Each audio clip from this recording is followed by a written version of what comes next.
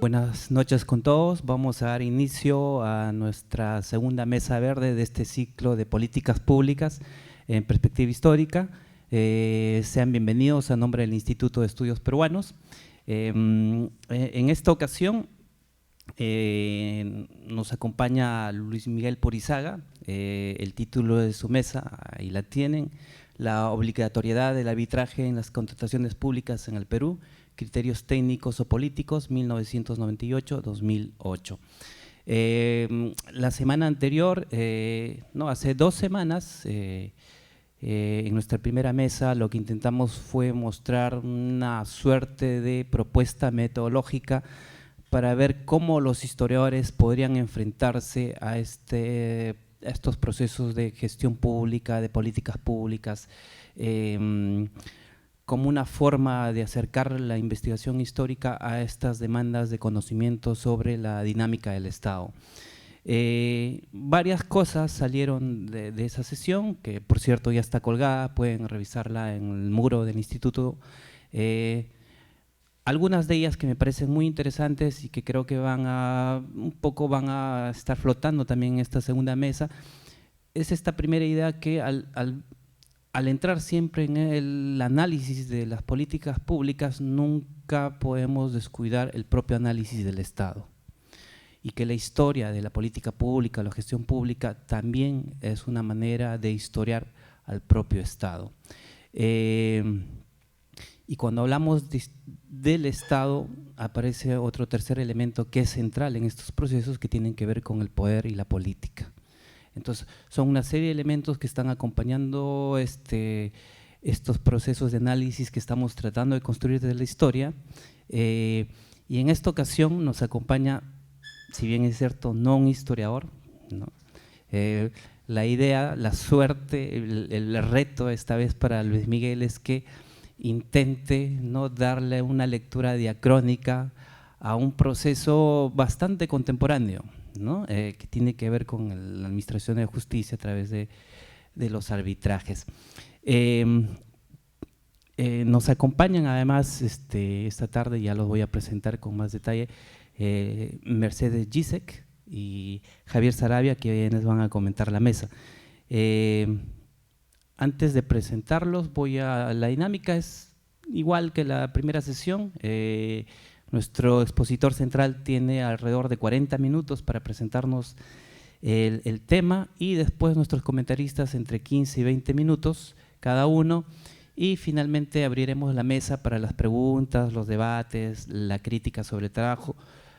Todo está abierto. La idea es que de alguna manera los comentarios también enriquezcan la propuesta de Luis Miguel. Entonces pasaré a presentarlo brevemente.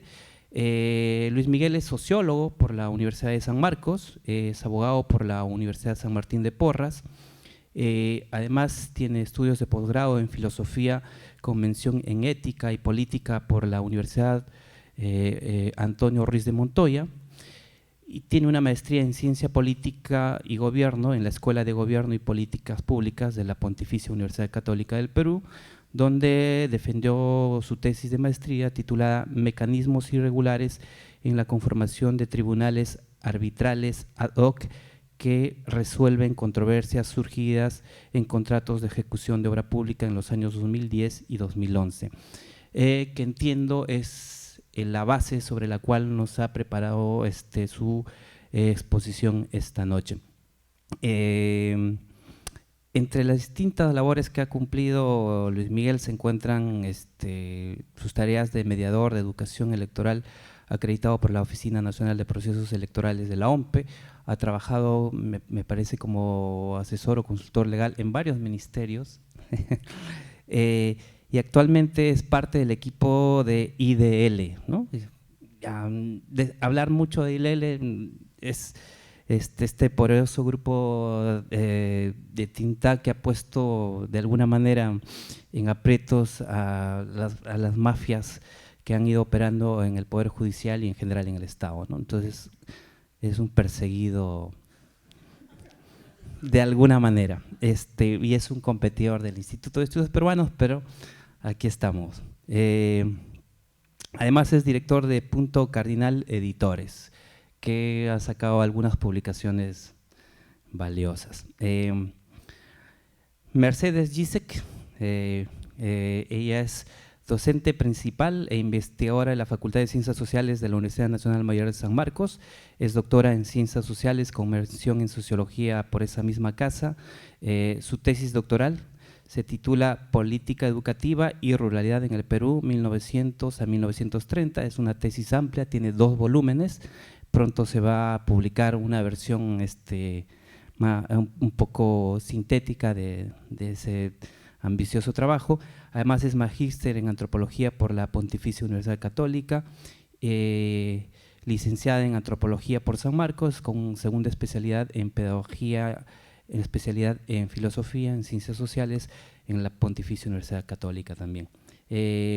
Ha tenido diversas experiencias en gestión, básicamente en la Universidad de San Marcos, donde ha estado detrás del diseño curricular de una decena de carreras de la universidad, también el diseño de las funciones de responsabilidad social también en San Marcos, en la implementación y ejecución de proyectos de investigación sobre educación en Huaycán, perdón. Ha sido autora sobre diversos trabajos en educación e interculturalidad, y actualmente coordina el grupo de investigación Diseñando Perú del Instituto Seminario de Historia Rural Andina de la Universidad Nacional Mayor de San Marcos. Entre sus publicaciones más recientes se cuentan Escuela Nueva y Antropología Aplicada, la educación rural en el Perú en las décadas de 1920 y 1930, y el progresivismo y la formación de los intelectuales en el Perú. También nos acompaña Javier, él ya estuvo en nuestra primera mesa como expositor central. Lo voy a presentar nuevamente de manera breve. Él es historiador por la Universidad de San Marcos, donde además hizo una maestría en Sociología y actualmente es estudiante del doctorado. Su tesis de licenciatura se titula Los Miserables y el Protector, evolución del protectorado al virreinato peruano, siglos XVI-XVIII. Su tesis de maestría se titula ¿De qué hablamos cuando hablamos de populismo, populistas y populismo en el Perú siglos XIX y XX? Ha publicado, entre otras cosas, La gestión pública en el Perú en perspectiva histórica y Populistas y populismos en el Perú, una aproximación bibliográfica. Él ha sido docente en la Universidad Científica del Sur y en la Universidad César Vallejo. Y tanto Javier como Luis Miguel forman parte del grupo de investigaciones Diseñando Perú de la Universidad Nacional Mayor de San Marcos, donde nació toda esta propuesta sobre políticas públicas en perspectiva histórica que ahora presentamos en el instituto. Entonces, sin más presentaciones, nos dejamos con Luis Miguel.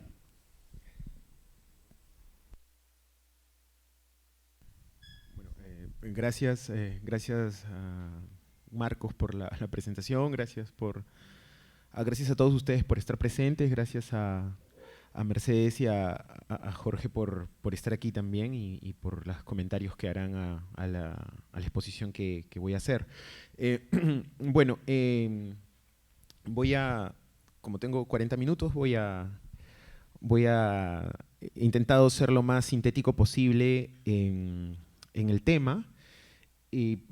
Tengo que comenzar diciendo, para dar inicio, algunas cuestiones preliminares en relación a la investigación que llevé a cabo.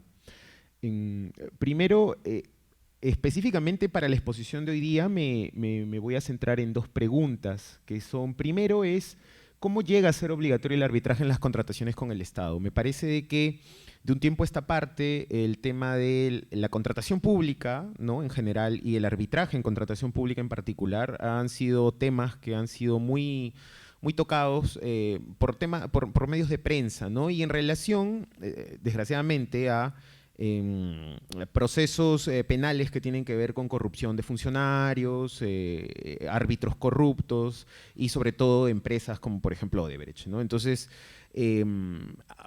¿por qué ahora en la actualidad el tema de arbitraje y contratación pública se nos hace más fácilmente identificable? Es en principio por por ejemplo, un conjunto de arbitrajes en los que Odebrecht pagaba árbitros para salir beneficiado en perjuicio del Estado, ¿no? Entonces, dentro de este escenario, en el que después voy a explicar más detalladamente cómo funciona todo este sistema de justicia arbitral, vemos de que hay árbitros, ¿no? que vienen a ser, son lo que vienen a ser los jueces, ¿no? que son como los jueces, que ellos dirimen las controversias resultantes entre, por ejemplo, un contratista y una entidad pública, ¿no? una entidad del Estado, que puede ser un ministerio, en fin.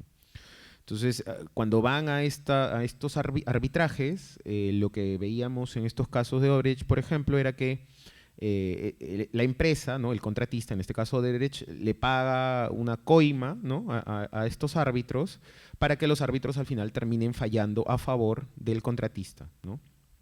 Entonces, dentro de esta dinámica y dentro de esta realidad, digamos, que estamos viviendo en relación a estos procesos arbitrales, ¿no? y es por eso que tal vez el tema de arbitraje y la contratación pública se nos hace más familiar ahora, la pregunta es cómo llega a ser obligatorio el arbitraje dentro del sistema de contratación pública, ¿no? Eso primero. Y segundo, cuáles fueron los argumentos por los cuales hizo obligatorio este arbitraje en la contratación pública. Entonces, primero es una pregunta que intenta describir un proceso, y la segunda es una pregunta que más bien lo que busca es establecer cuáles fueron los criterios a partir de los cuales se dio todo ese proceso y se validó y se legitimó todo ese proceso y esa decisión, ¿no? de hacer obligatorio el arbitraje, ¿no?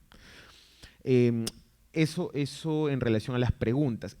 También, y me parece que es importante hacer esta precisión desde un inicio, este tema acerca de la obligatoriedad del arbitraje nació como un subtema de mi tema de investigación de tesis de maestría en general. En realidad, mi tesis de maestría era identificar cuáles eran estos mecanismos irregulares, informales, ilegales, que se presentaban en una etapa del proceso de arbitraje con el Estado en específico, ¿no? Y esta etapa era el momento que se instala o se instala el tribunal arbitral, que no es otra cosa que el momento en que las partes deciden qué árbitros van a llevar su caso, ¿no? o van a resolver el proceso. En un principio esa era la investigación de mi tesis de maestría giraba en torno a eso.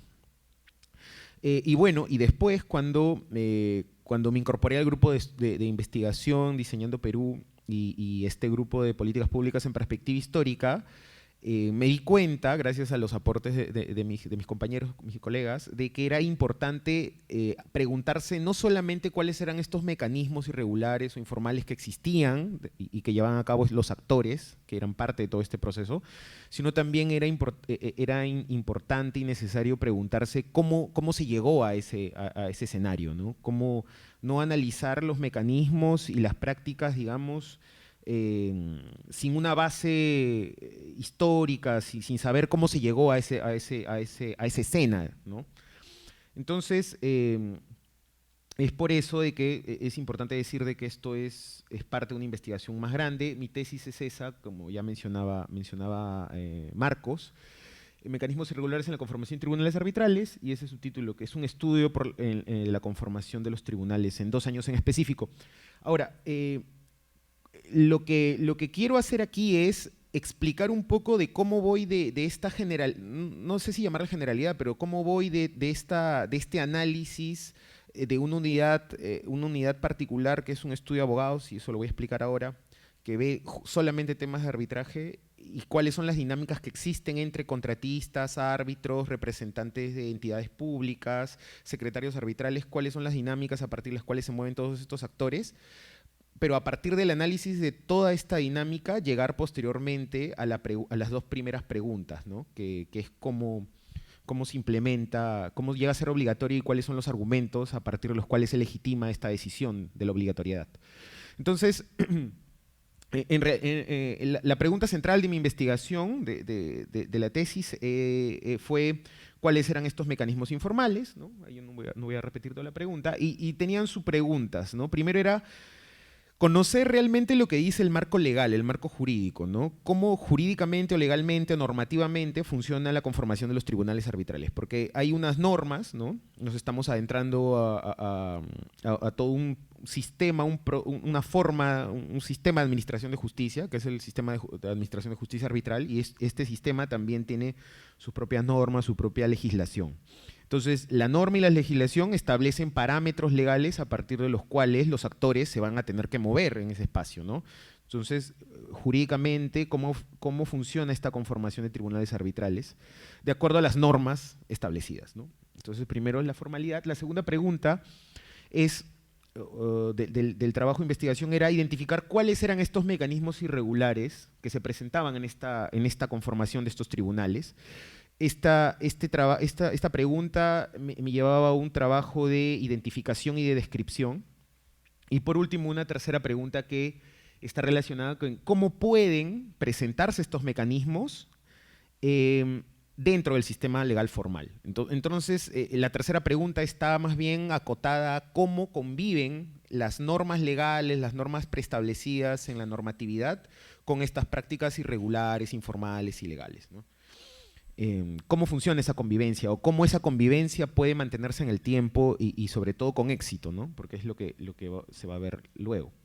Ahora, ¿cómo se hizo esta investigación? Bueno, lo he dividido por algunos ítems ahí. El área temática, como ya les había comentado, es el arbitraje ad hoc en los contratos de obra pública. Voy a explicar luego qué significa un arbitraje ad hoc, porque también hay otro tipo de arbitraje que es el institucional, y voy a establecer cuáles son las diferencias entre ambos y por qué me interesa en centrarme específicamente en ese tipo de arbitraje, ¿no? En el ad hoc, no en el institucional, en el ad hoc. Luego, ¿por qué elegí, más bien, por qué el año 1998 es importante para esta investigación? Porque es el año en el que el arbitraje se instaura legalmente como mecanismo obligatorio para la solución de controversias en temas de contratación pública, ¿no? Entonces, a partir del año 98, el arbitraje es obligatorio para resolver problemas que surgen de contratos o contratos con el Estado, ¿no? ¿Por qué mi periodo de análisis en mi tesis fue el 2010 y el 2011? Como voy a mostrar más adelante en una línea de tiempo, en el año 2008 y 2009 se dieron muchas modificaciones en materia de contratación pública y de arbitraje. Y se quisieron hacer modificaciones que más bien evitaban que ocurrieran problemas que se habían detectado en la contratación pública desde el año en que se hizo obligatorio, desde el año 98. Entonces, lo que tenemos aquí es de que desde el año 98, que se hizo obligatorio el arbitraje con el Estado, hasta aproximadamente el año 2008, 2009, en que se hacen este conjunto de modificaciones sustanciales a la norma, que está justamente relacionada a arbitraje con el Estado, hay un lapso aproximado de 10 años en donde se llevan a cabo, digamos, se presentan problemas debido, por un lado, a vacíos en la norma, pero por otro lado también porque estos vacíos de la norma eran llenados por prácticas irregulares o informales o ilegales, ¿no? Entonces, es interesante darnos cuenta de cómo estos problemas pudieron presentarse o existir en un lapso tan largo de tiempo y que aparentemente los actores del sistema no los detectaron, ¿no? Y que después, recién de 10 años, tomaran la decisión de hacer una modificación sustancial a la normativa, ¿no? También es necesario precisar de que en la actualidad, por ejemplo, la ley de contratación pública y el reglamento de esa ley que tenemos en la actualidad no es el mismo que se aplicaba en ese momento, ¿no? Que es el 1017, me parece, ¿no? Que está ahí justamente. Entonces, como ustedes ya sabrán, en nuestro país las normas cambian con una rapidez inusitada, ¿no? Entonces no es casualidad de que tengamos una norma que salga en enero y las modificaciones estén saliendo ya en marzo, en abril del mismo año. Entonces es importante tener en cuenta eso.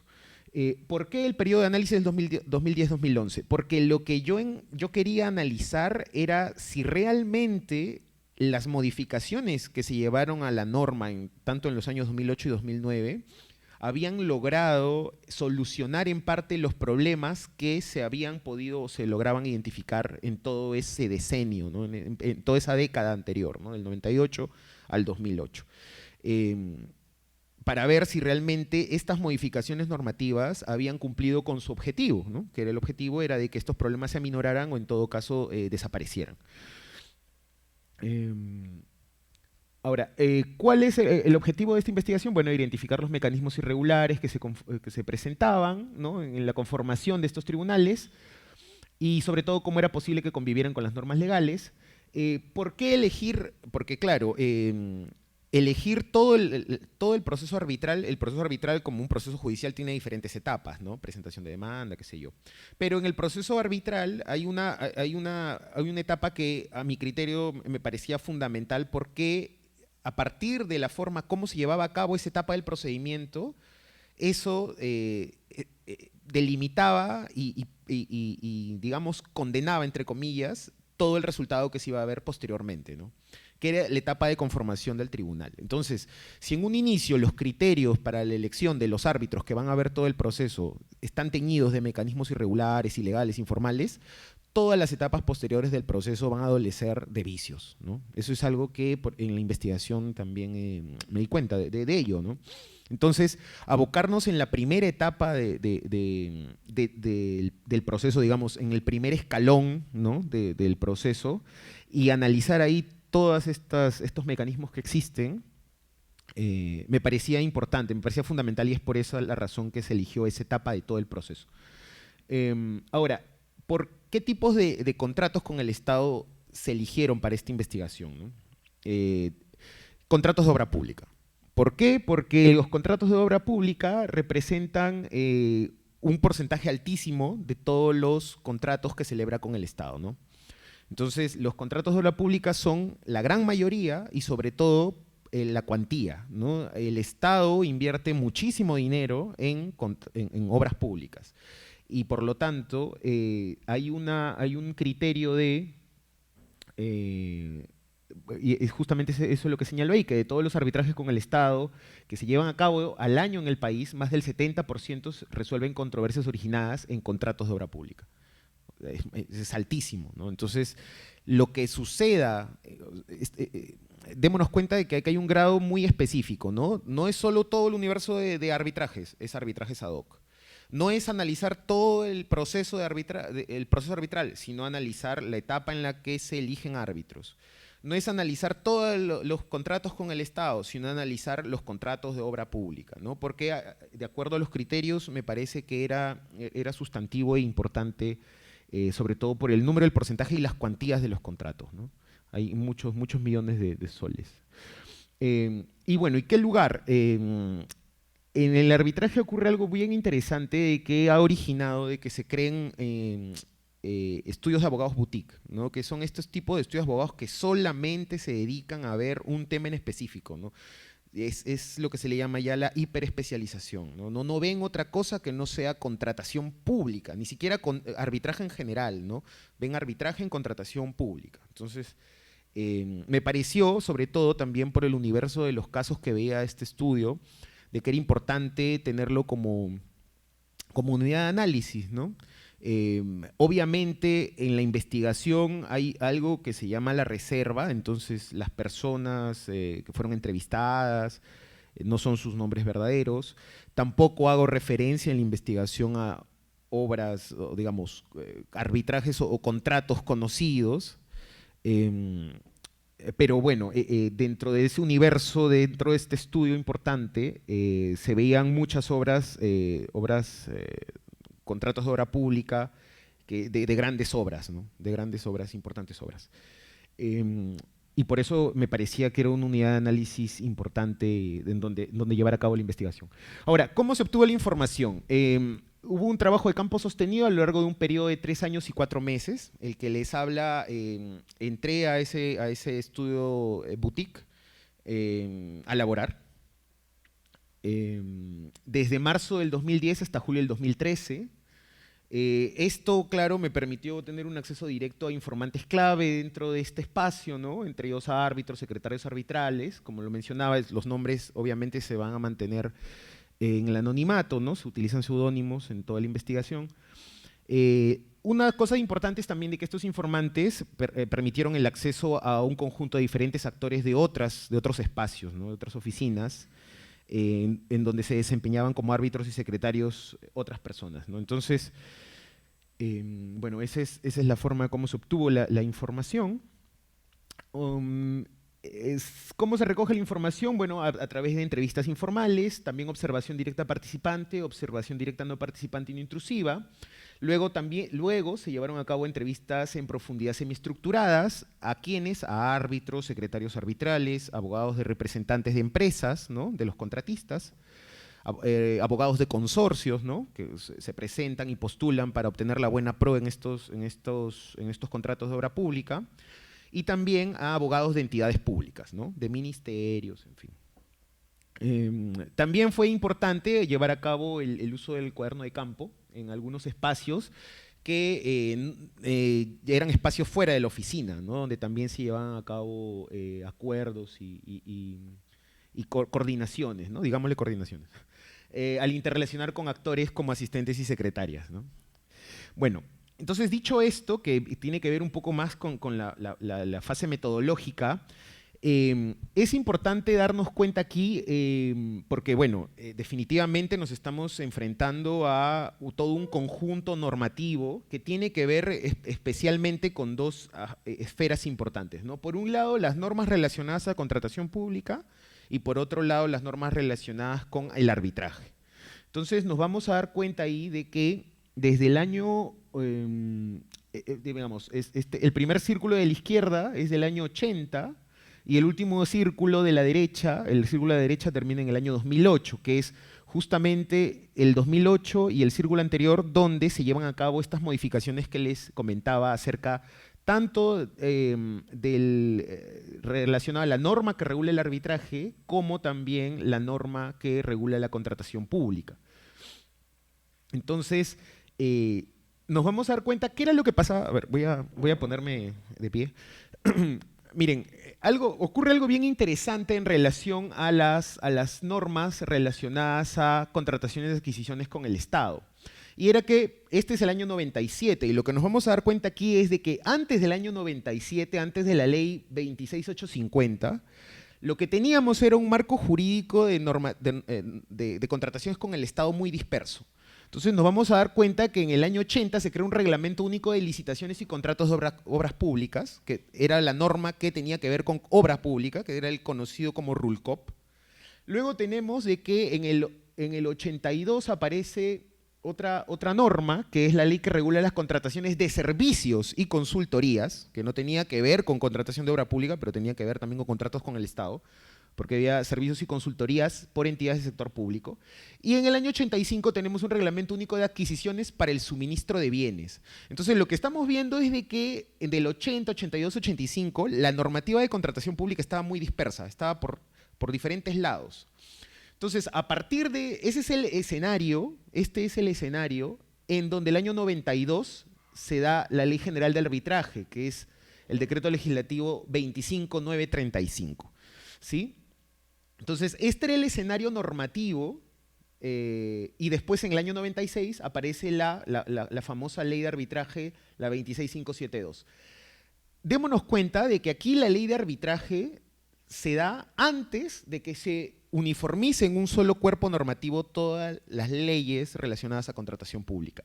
Recién en el año 97, con la ley 26850, se da una ley de contrataciones del Estado. ¿Por qué? Por la necesidad de incorporar en un solo cuerpo normativo todas estas normas que estaban dispersas, ¿no? Entonces, es a partir de esta ley 26850 que se establece en el debate, después en el año 98, de que el arbitraje tenía que ser obligatorio para contratación pública. Entonces, ¿eso qué es? Pero démonos cuenta de que había una ley general de arbitraje desde el año 92. Ahora, la naturaleza del arbitraje como tal es un mecanismo de solución de controversias que nace para resolver controversias entre privados. Entonces, la dinámica, digamos, la razón por la cual existió desde un inicio era para solucionar controversias, por ejemplo, entre empresas o entre corporaciones, ¿no?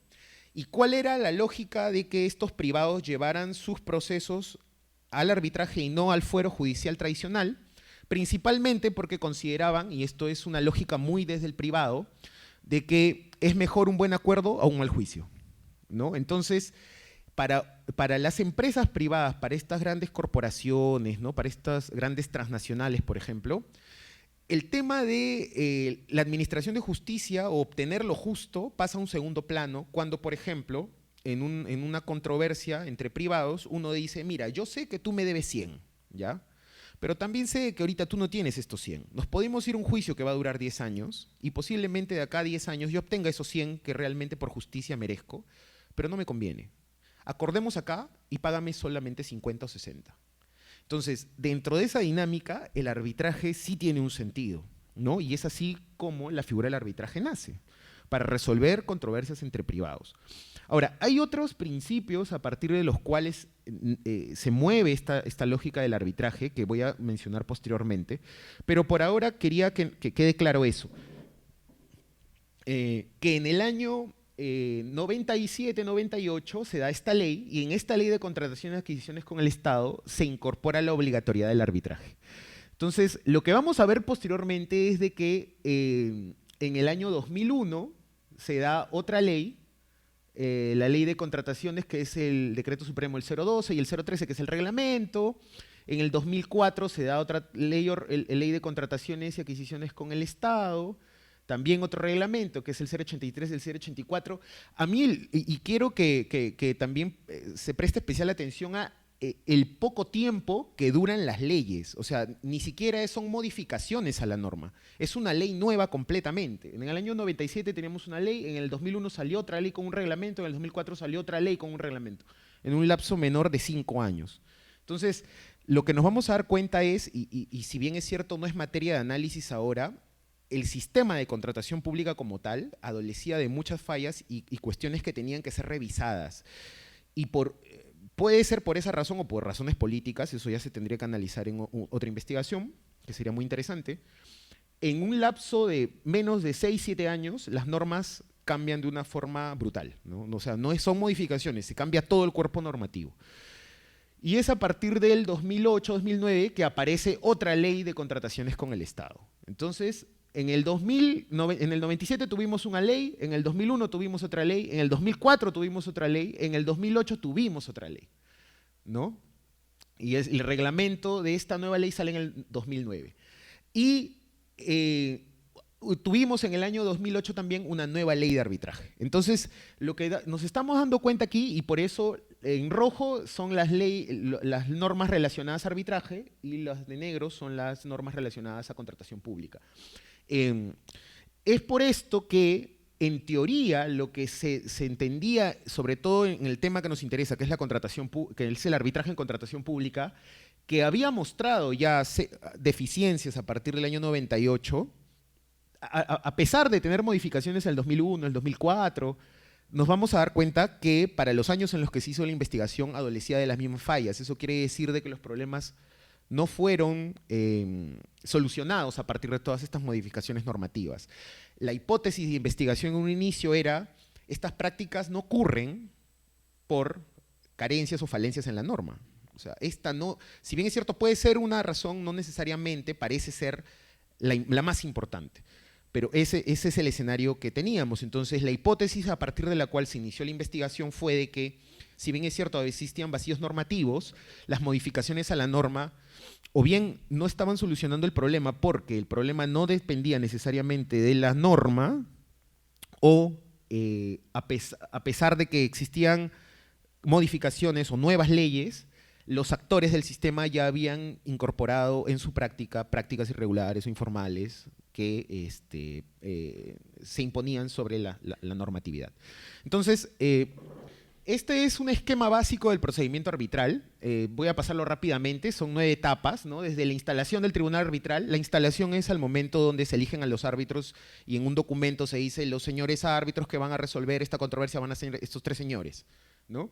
Y después viene toda esta etapa y al final, la etapa final es la emisión del laudo arbitral. El laudo arbitral es la sentencia, ¿no? Es tal cual, tiene la misma calidad de una sentencia judicial.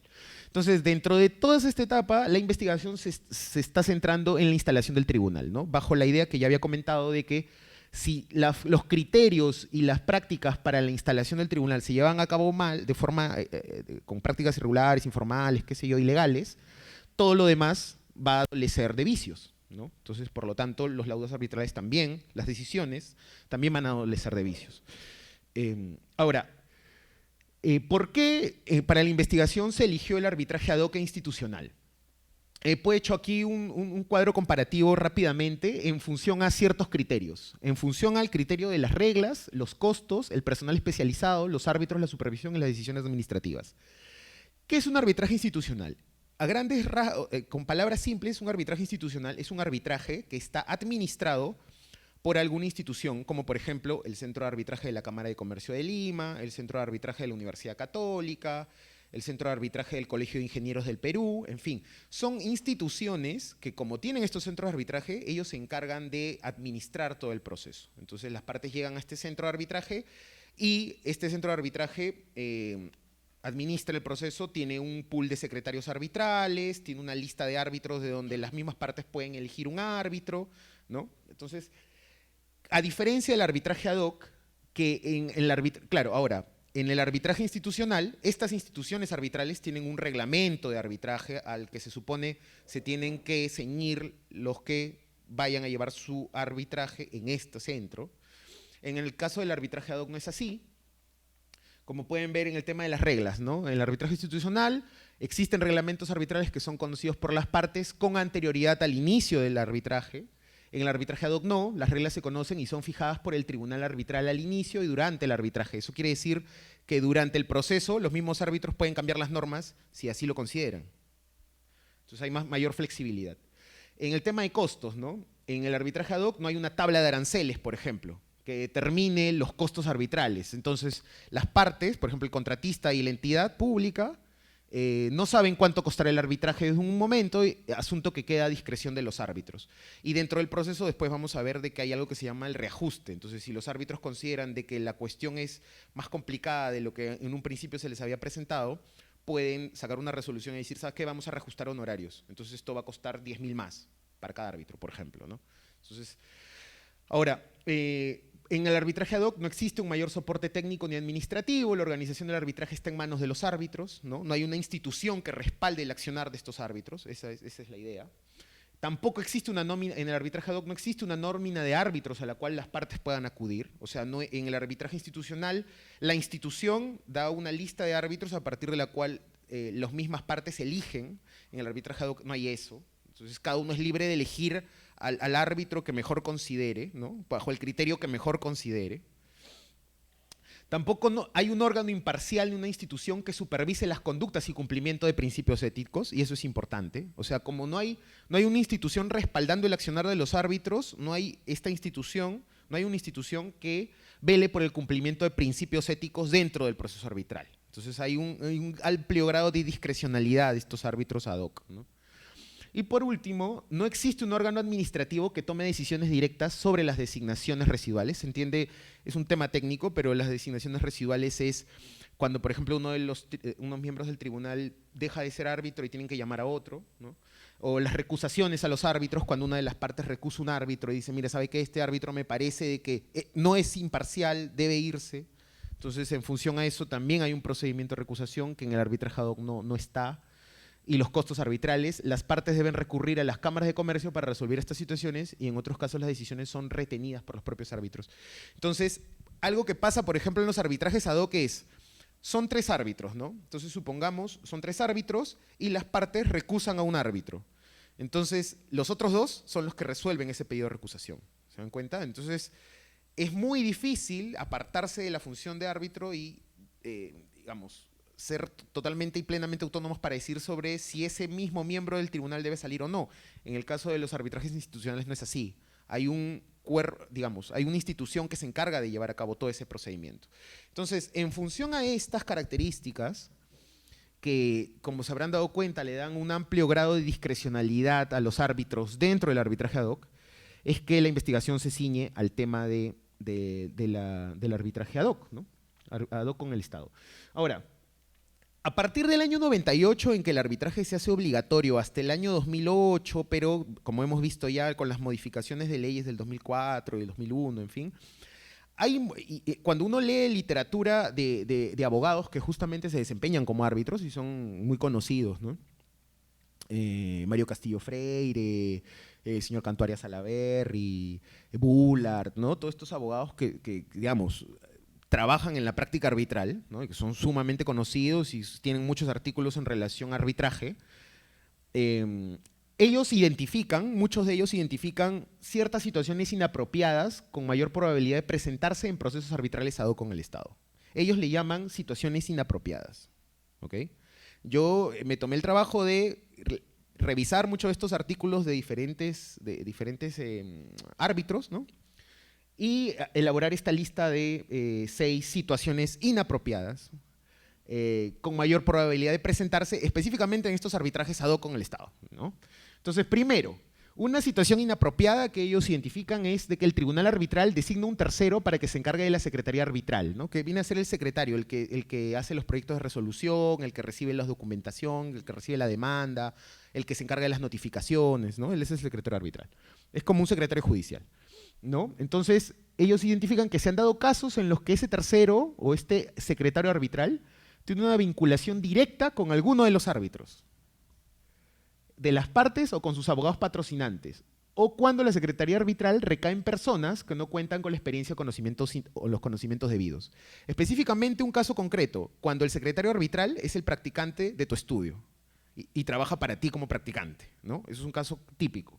O, por ejemplo, en el caso de que el secretario arbitral no sea ni siquiera bachiller en Derecho o haya tenido estudios en Derecho, pero como queda en libertad de los árbitros decidir quién es el secretario, lo eligen a esta persona, ¿no?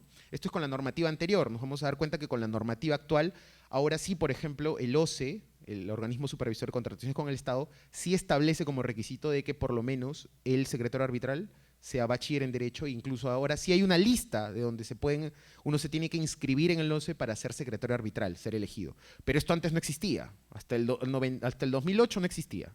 Entonces, 10 años en que no existía todo esto, ¿no? Esa es una situación inapropiada que ellos identifican. Otra situación inapropiada es de que no se presentan garantías para que exista un proceso arbitral en donde se respete el debido proceso y la imparcialidad, ¿no? Bueno, para ellos esto es algo inapropiado. Tercero, tampoco existe predictibilidad en cuanto al costo del proceso arbitral, ¿no? En el arbitraje ad hoc es muy fácil, como les había comentado, de que en medio del proceso los árbitros consideren que como la problemática es más compleja, hay que subir honorarios arbitrales, ¿no? Podrían también disminuirlos, pero hasta ahora yo no he visto ningún arbitraje ad hoc entre los árbitros se hayan bajado los honorarios. Como cuarto punto, el tribunal arbitral es juez y parte respecto a reclamos referentes a los costos del arbitraje y a las reglas del proceso. Por lo tanto, sí, yo he conocido arbitrajes en donde los árbitros reajustan honorarios y cobran un adicional en medio del proceso. Las partes presentan un recurso de reconsideración diciéndole, oiga, por favor, o sea, ¿cuáles son los criterios claros para que me suban los honorarios? Y los que resuelven ese pedido de reconsideración son los mismos que tomaron la decisión de incrementar los montos, ¿no? Entonces, bueno, ¿no? Entonces, ese también es una situación inapropiada. 5. Existen propensión a la existencia de lobbies y acuerdos entre los miembros del tribunal y las partes en conflicto. Eso también ellos consideran que es una situación inapropiada. Y 6, en el caso de los tribunales arbitrales de 3 miembros, que es lo típico, ¿no? Que es lo más común, se establece que la recusación de uno de los miembros será resuelta por los propios miembros del tribunal. Entonces, los 3 miembros recusan a uno, los otros 2 tienen que decidir sobre ese mismo. Entonces, esas son algunas situaciones inapropiadas que muchos árbitros consideran que se pueden dar con mayor probabilidad en los procesos arbitrales ad hoc con el Estado, así de específico. Ahora, esto es una revisión de la bibliografía del tema, y ahora en relación a la investigación, ¿no? La investigación, el trabajo de campo que se llevó a cabo con las entrevistas y con el análisis, ¿no? del espacio en donde se interrelacionan estos actores. Para poder identificar los mecanismos en la conformación de tribunales arbitrales, ¿no? Estos mecanismos irregulares, se llevaron a cabo tres cuestiones fundamentales, ¿no? Primero, analizar los vacíos normativos en relación a la designación y desempeño de árbitros. Entonces, vamos a ver si dentro de todo este proceso arbitral, en relación al nombramiento de árbitros, hay vacíos normativos respecto a esto, cómo ven los actores estos vacíos normativos y qué hacen respecto a esos vacíos normativos. Segundo, la designación de los árbitros y el secretario arbitral. ¿Cómo se lleva realmente esta designación? Como ya les había comentado, para los criterios de selección del secretario arbitral no existen o no existían al momento que se hizo esta investigación con las normas anteriores. Por lo tanto, había un amplio grado de libertad para los árbitros para elegir quién sería el secretario arbitral, ¿no? No tenían que rendirle cuentas a nadie respecto a esa decisión, a eso me refiero.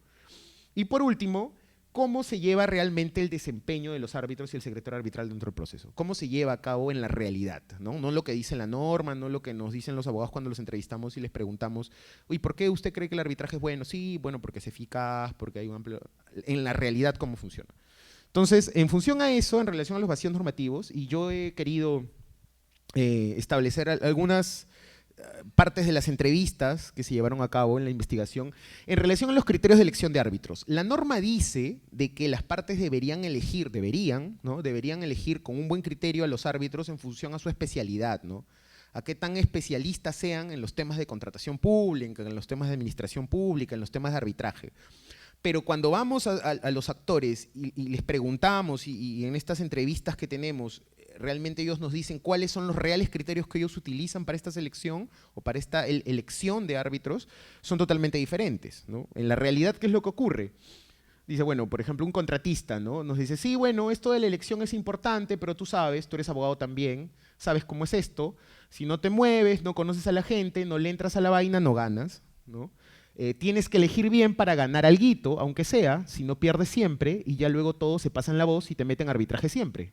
Por eso tienes que elegir a uno que se mueva bien, se está refiriendo a un árbitro, ¿no? Que se mueva bien, que conozca a los otros abogados. El doctor Ramírez, ese no es el verdadero apellido, es otro apellido, lo he cambiado. El doctor Ramírez ya sabe cómo es, sabe cómo hacer y ganamos costas y costos, aunque sea, ¿no? Del proceso. Un abogado de entidad pública señala, ¿no? Respecto a los criterios de selección. Dice, eso es importante, pero no es lo único tampoco, hay que hacer estrategia, tú sabes.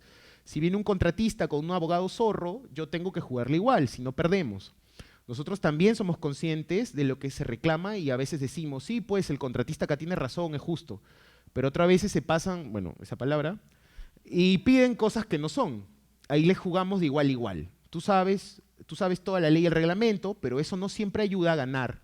Y tu árbitro te tiene que ayudar, para eso lo eliges, ¿no? Bueno, ahora, en relación a esto, en realidad la elección de un árbitro no es como la elección de un abogado de parte. El árbitro no es que va a defender tu posición. Es un poco extraño de entender esto, pero cuando tú eliges a tu árbitro es porque, en teoría, ¿ya? ¿Tan rápido? Ya. En teoría tú consideras de que es el que más conoce de la materia y es el que podría resolver en mejor justicia, ¿no? O con justicia el tema. Pero lo que nos estamos dando cuenta es que en la práctica la dinámica no va por ese lado, sino más bien va por quién puede garantizar realmente ganar esto, el proceso. Por otro lado, otra persona, ¿no? Un árbitro esta vez.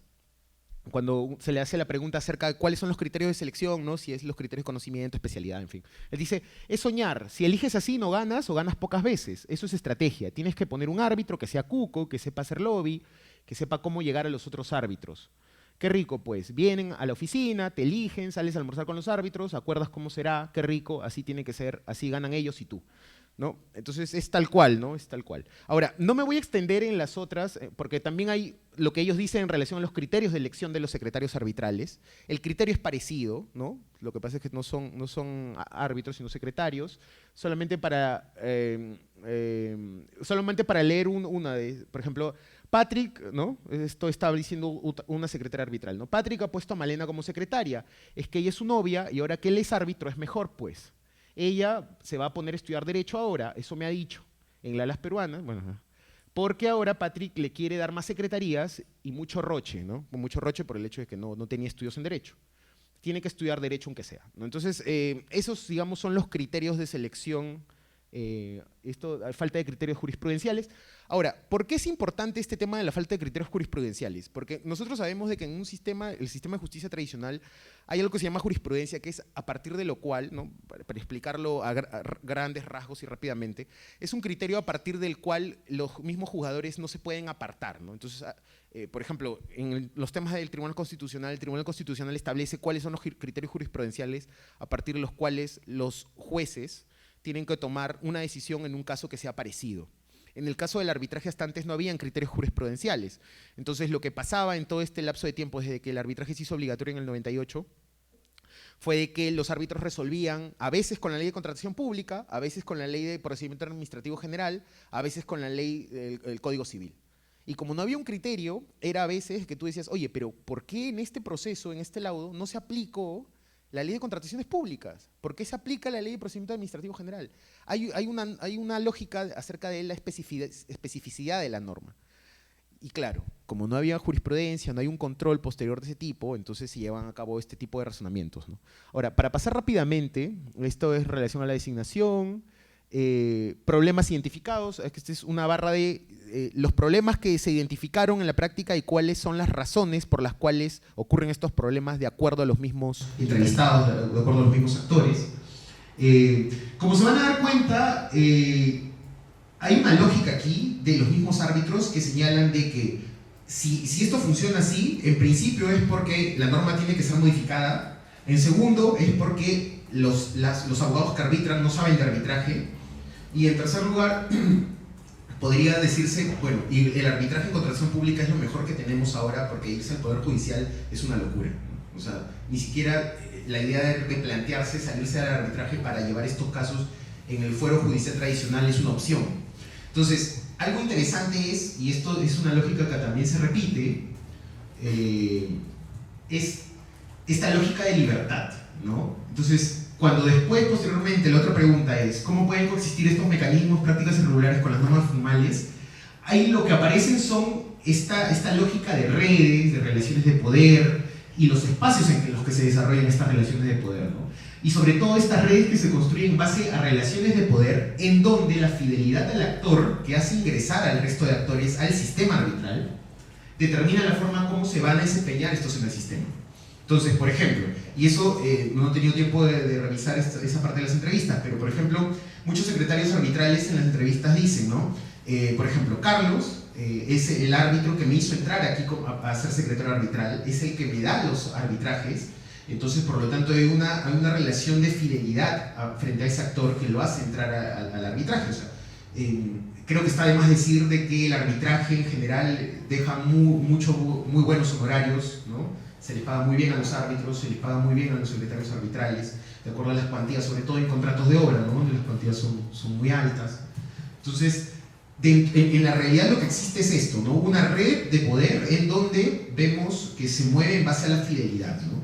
Yo le soy fiel, entre comillas, a la persona que me hizo entrar al sistema arbitral, a este mundo, al que me da arbitrajes, al que me designa en mayores secretarías arbitrales, y en el caso de los árbitros también la dinámica es parecida, es la misma, ¿no? Entonces, ¿cuál es la lógica que está detrás de este arbitraje, ¿no? Del arbitraje, pero el arbitraje primigenio, el arbitraje que nace para resolver controversias entre privados?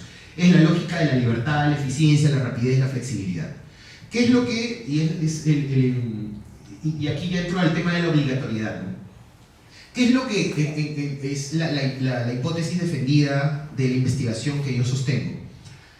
Que esta lógica, sin más, que existía en el arbitraje entre privados, se copia o se traslada tal cual al arbitraje en contratación pública, en donde la lógica ya no tiene que ver con privados, sino que una de las partes es el Estado. Entonces aquí lo que vemos es una dinámica entre lo público y lo privado, que más adelante voy a explicar, pero si nos centramos específicamente en cuál fue el proceso a partir del cual se hace obligatorio el arbitraje con el Estado en nuestra realidad, nos vamos a dar cuenta de que es la ley esta que yo había mencionado en el año 98, la 26850.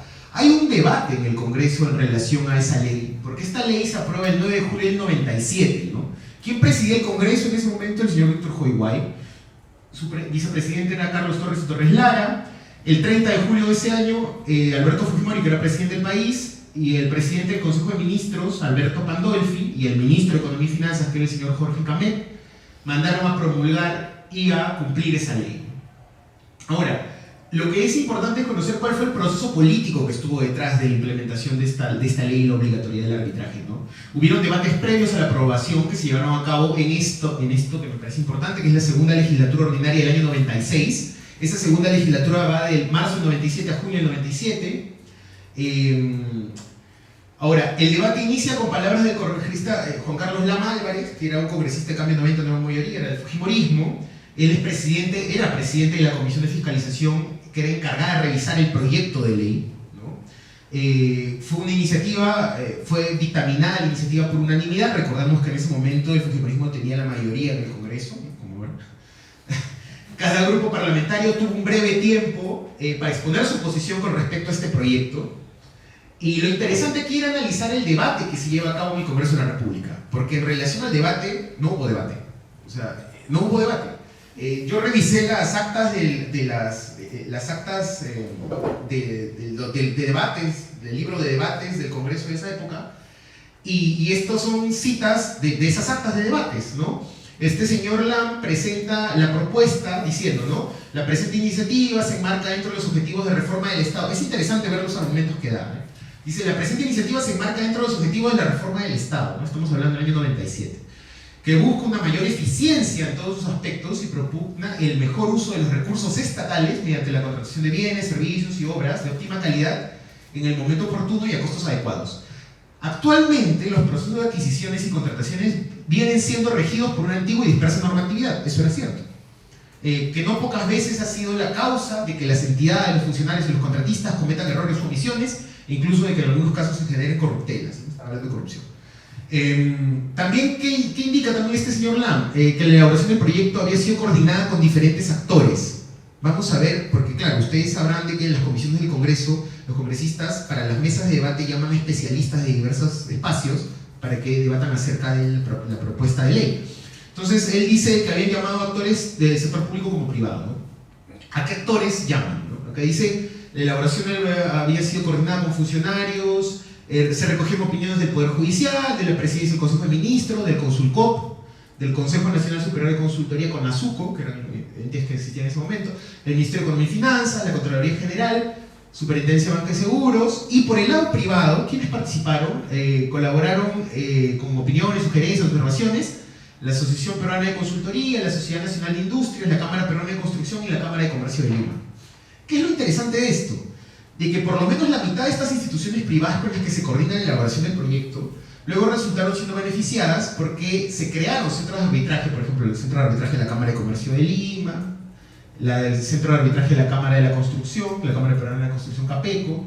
Entonces, es interesante darse cuenta de que la figura del arbitraje como mecanismo genera la aparición de instituciones arbitrales privadas que comenzaron a después administrar estos procesos, tanto como arbitrajes, digamos, institucionales, ¿no?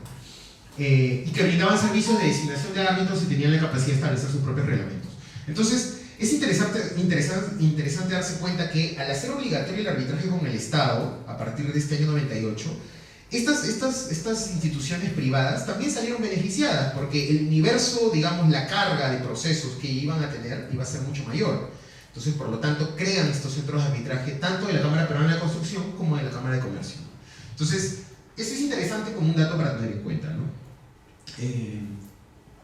¿Qué otra cosa también? Y aquí, cuando el tema ya se comienza a debatir en el Pleno, como les digo, no hubo debate, solamente se escuchó por ahí la voz de un congresista que obviamente no era el de Cambio 90, no la mayoría, que era el señor Cáceres Velázquez.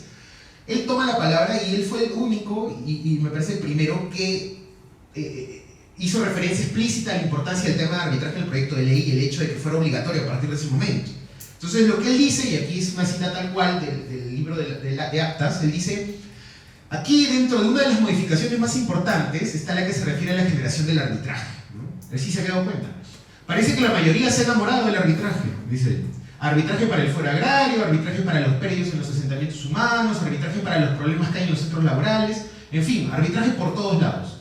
Ahora nos traen el arbitraje para la cuestión de los contratos. El Tribunal de Licitaciones le reduce su intervención solamente para la parte inicial, hasta que se decida la buena pro. Antes de la buena pro, los problemas que se pueden producir son competencia del Tribunal de Licitaciones y Obras Públicas.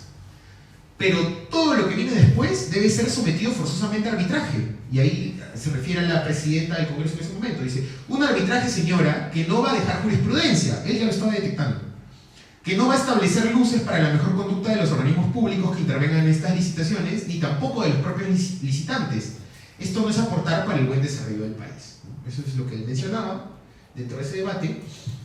Ahora, este malestar no fue gratuito, a pesar de que uno podría decir pues, que este señor no era técnico y no conocía estos temas tan técnicos, En el fondo, la crítica que él hace era importante porque estaba detectando ya problemas que, como hemos visto, se presentaron a futuro. Ahora, este debate de las bancadas de oposición no era solamente por un tema técnico en relación al proyecto, sino también por la actitud política, y ahí es algo que ellos también dejan sentado en ese momento. Había una actitud política, sí, había una actitud política por parte de la bancada de Fujimorismo en ese momento, que era mayoría, ¿no? Entonces Cáceres Velázquez también lo señala. Entonces estamos dando cuenta que hay todo un contexto, ¿no? Dice, estamos debatiendo apresuradamente, dice, tan apresuradamente que hace pocas horas se ha distribuido el proyecto, ¿no? El proyecto de ley. Por lo tanto hay correcciones y las partes interesadas en el Perú desconocen esta temática. Señala, sigue, ¿no? Dice, recuerdo, señor presidente, que una de las críticas que hacían a los de Cambio 90 antes del golpe del 5 de abril es que justamente en anteriores parlamentos se discutían apresuradamente los temas. Y por eso reclamaban prepublicaciones. Dice, ahora que pueden hacerlo y poner en práctica lo que antes proclamaban y preconizaban, ¿por qué no lo ponen en práctica? Más bien hacen todo lo contrario, no solamente con esta arbitraria, con esta iniciativa, sino con otras. Dice, ¿cuántas propuestas han sido presentadas en forma sorpresiva? Además se nos amenaza con cortarnos el escaso tiempo que tenemos para hablar. Pues señala, ¿no? Toda cuestión previa u observación de parte de la oposición, la mayoría la rechaza con el peso de sus votos, algo parecido a lo que pasa ahora. En comparación con las mayorías de otros tiempos, de cuyas actuaciones yo he sido testigo, dice Cáceres Velázquez, me siento más oprimido con los manazos de ahora que con los carpetazos del pasado. Lamento que no haya habido siquiera una amplitud de criterio para unas pocas horas más de debate de esta ley tan importante. Espero que por lo menos algunas de las correcciones sugeridas hayan de ser atendidas por la comisión. En realidad eso no ocurre, no atienden ninguna de ellas. El debate, entre comillas el debate, se extiende un día más, pero al final es aprobada por el Pleno del Congreso el 3 de julio. 48 votos a favor, 1 en contra, 14 abstenciones. Solamente cuando uno revisa el acta de debates de esa época del Congreso, solamente Cáceres Velázquez hace referencia puntual al arbitraje, pero el tema no se debate para nada. Los problemas que podría acarrear tampoco son tomados en cuenta. Digamos, si nosotros nos damos cuenta de la gran modificación que se estaba cambiando prácticamente todo un sistema de administración de justicia, o sea, no era poca cosa, ¿no? Entonces, finalmente esto se aprueba, ¿no? Se aprueba. Entonces, bueno, esa es una consideración mía, ¿no? Está la aprobación de la ley 26850, que entra en vigencia el 29 de septiembre del 98. De acuerdo a la lectura y lo que vino después, más bien obedece una lógica de privatización parcial del sistema de justicia. La parte privatizada fue justamente la que estaba ligada a las grandes sumas de dinero provenientes de arcas públicas, ¿no? Contratos de obra pública.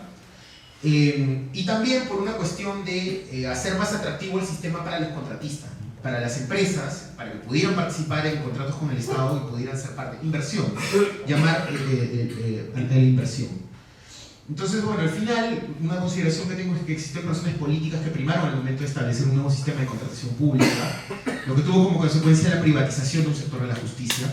Ahora, esto me parece interesante, ¿por qué? Porque en las entrevistas que hice también entrevisté a un especialista que había llevado en la época,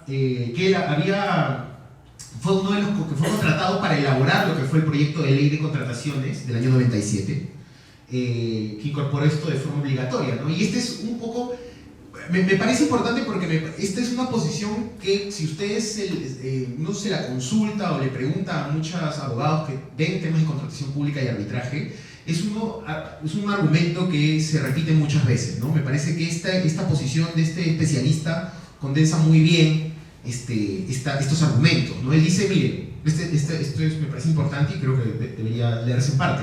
Dice, el Estado solo es demandante en el 5% de los casos, dice. No porque sus proveedores sean unos angelitos, dice él, como lo dije recientemente en la Cámara de Comercio de Lima, sino porque tienen hasta 5 acciones que pueden adoptar para ajustarle las clavijas a sus contratistas sin encontrarse en la necesidad de emprender un proceso arbitral. O sea, el Estado ¿qué puede hacer? Les deja de pagar, les aplica penalidades, les resuelven el contrato, después le pueden ejecutar las cartas fianzas, y dice, y por último, si todavía están vivos, los envían al Tribunal de Contrataciones para que los inhabiliten, ¿no? Para que ya no puedan contratar con el Estado más, ¿no? Durante un tiempo. Dice, por eso es que no tienen que tomarse la molestia de iniciar un arbitraje, y por eso es que los contratistas son demandantes en el 95% de los casos, ¿no? Esa es la razón que él está explicando. Porque para ellos es la única opción que tienen cuando quien incumple es la entidad pública, o sea, cuando el que incumple es el Estado, ¿no? Entonces, Para que haya, sigue explicando, ¿no? Para que haya colusión en el agravio del Estado, es imprescindible que exista un previo contubernio, dice él, entre funcionarios públicos, proveedores y árbitros. Tienen que confabularse varios actores, lo que no es fácil, dice él. No digo que no se haga o que no se pueda hacer.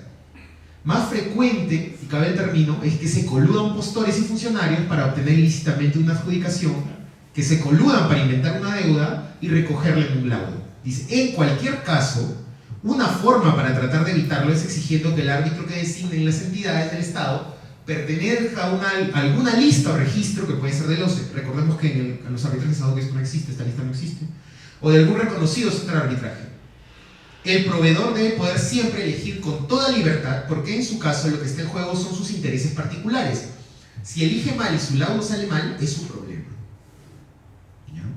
No es el caso del Estado, que somos todos y cuyos intereses nos pertenecen a todos. Que las entidades eligen bien es una fórmula para impedir malas prácticas y para impedir que se incurra en nuevos delitos.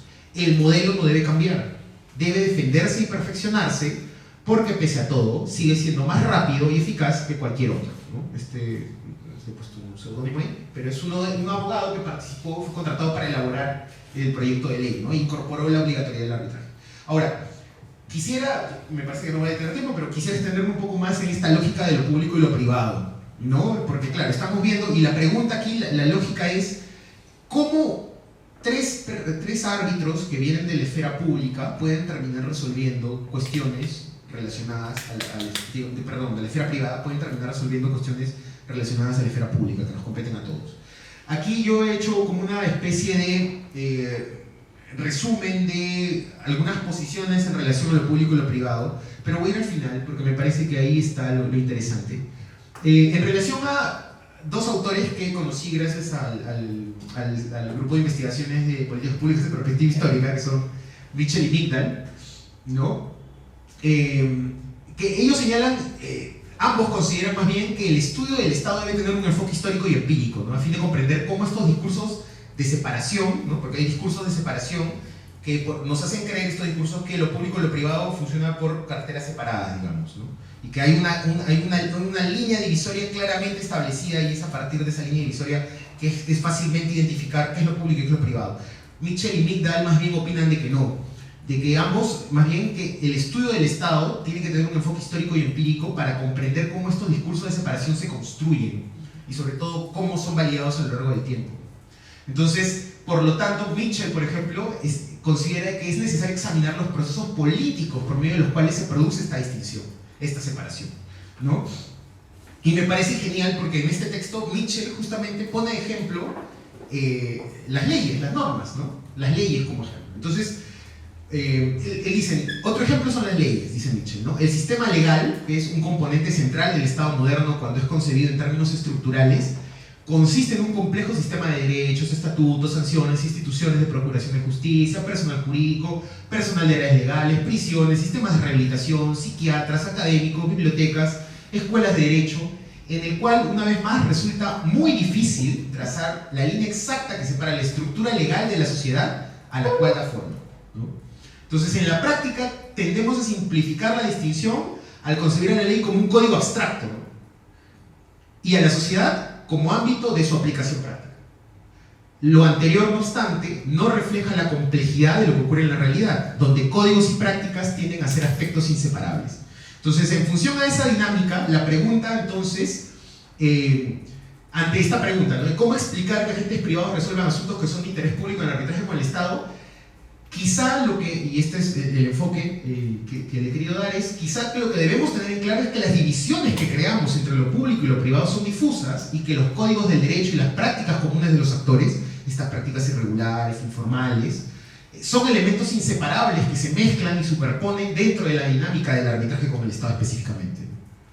Entonces, de acuerdo con esta postura de Mitchell, marcar límites entre lo privado y lo público no nos va a permitir comprender de forma fehaciente cómo funciona realmente la lógica del sistema jurídico en la sociedad, específicamente este sistema jurídico.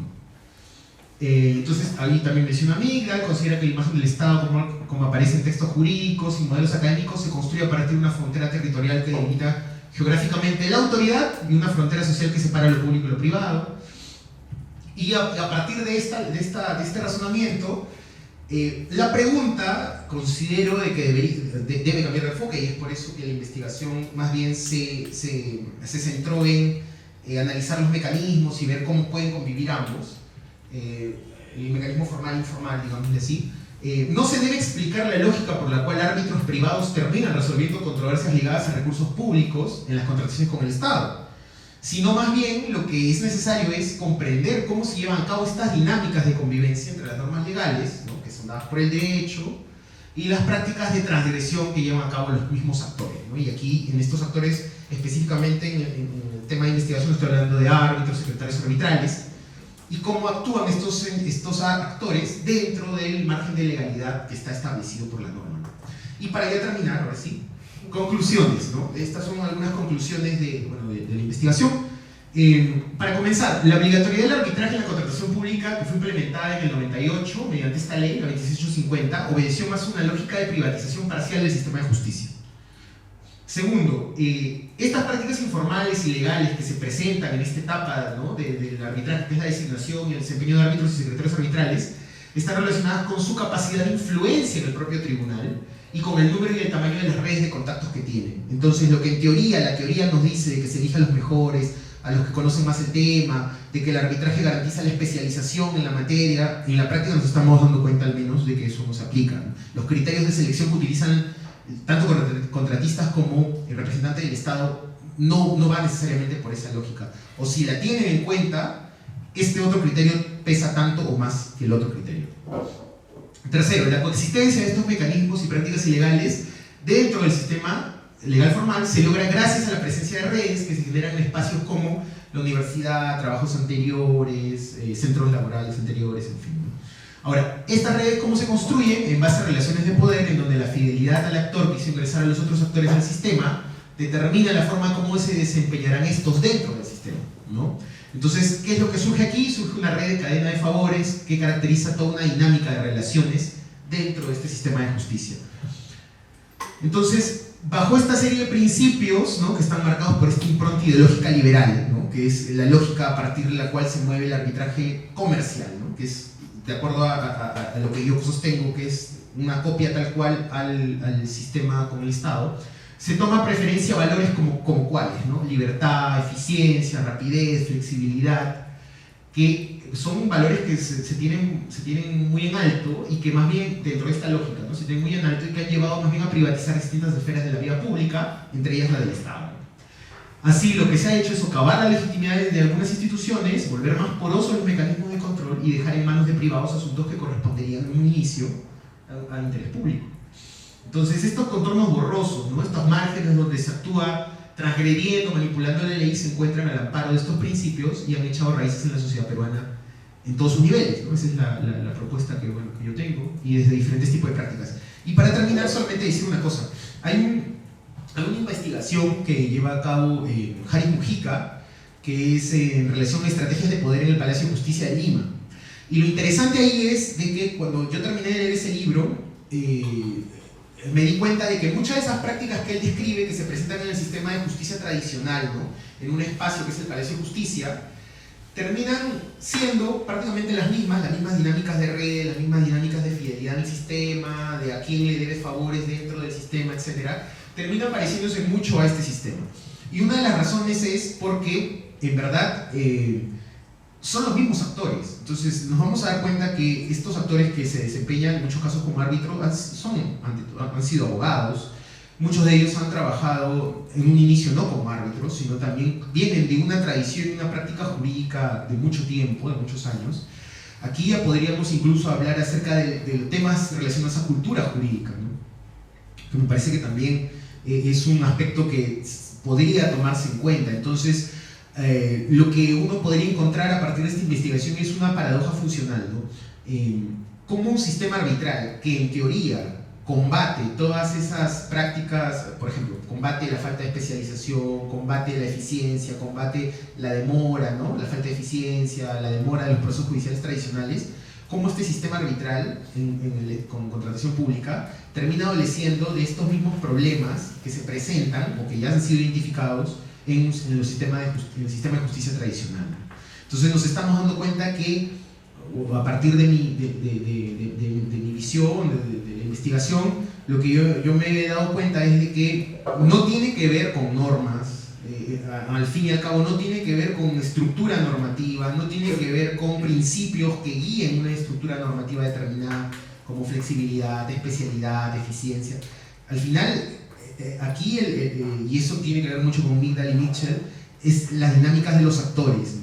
Cómo los actores que se movían dentro de un espacio determinado, que era el sistema de justicia tradicional, llevan a este otro espacio las mismas prácticas, las mismas dinámicas, la misma lógica, y al final todo este discurso normativo de eficiencia, eficacia, especialidad, pareciera que funciona como una especie de cascarón que recubre todas las prácticas que en el fondo se dan, ¿no? Que realmente se dan.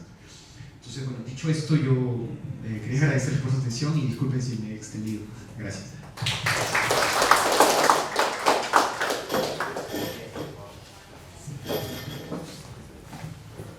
Bueno, gracias Marcos, gracias a...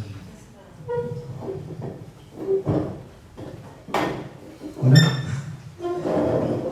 Bueno, gracias Marcos por la invitación, gracias Miguel también por la invitación, por su agradecer. Estoy esperando por otra oportunidad de estar conversando con ustedes. Bueno, es una interesante ponencia, presentación de Luis Miguel, y me deja algunas inquietudes. En esencia comparto buena parte de sus opiniones, pero solamente tengo algunos pequeños matices en algunos puntos, ¿no? Pero en lo general no tengo una opinión contraria a lo que está planteando. El trabajo de Luis Miguel se adentra en una institución de resolución de conflictos, que es el arbitraje, institución conocida e itinerante dentro de la historia del derecho administrativo y la administración pública en nuestro país. No es una figura que aparezca recién en el siglo XX, sino que ha sido recurrente a lo largo del tiempo, pero que cobra especial relevancia en el periodo 98-2008, periodo escogido por el autor, ya que es aquí donde se estructura lo que será la Ley de Contrataciones del Estado, el decreto legislativo número 1017. Y en definitiva, este decreto inicia una nueva etapa en el modo de abordar los temas de interés público y adoptar una gestión cada vez más privatista de las relaciones contractuales del Estado.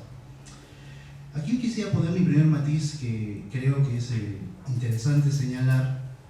Si vamos al título, criterios técnicos o políticos, nuestra primera impresión, dado cuenta del periodo que abarca, nos diría que han primado el interés político. Pero una pregunta que viene a mi mente es, ¿qué tan políticos son esos criterios técnicos?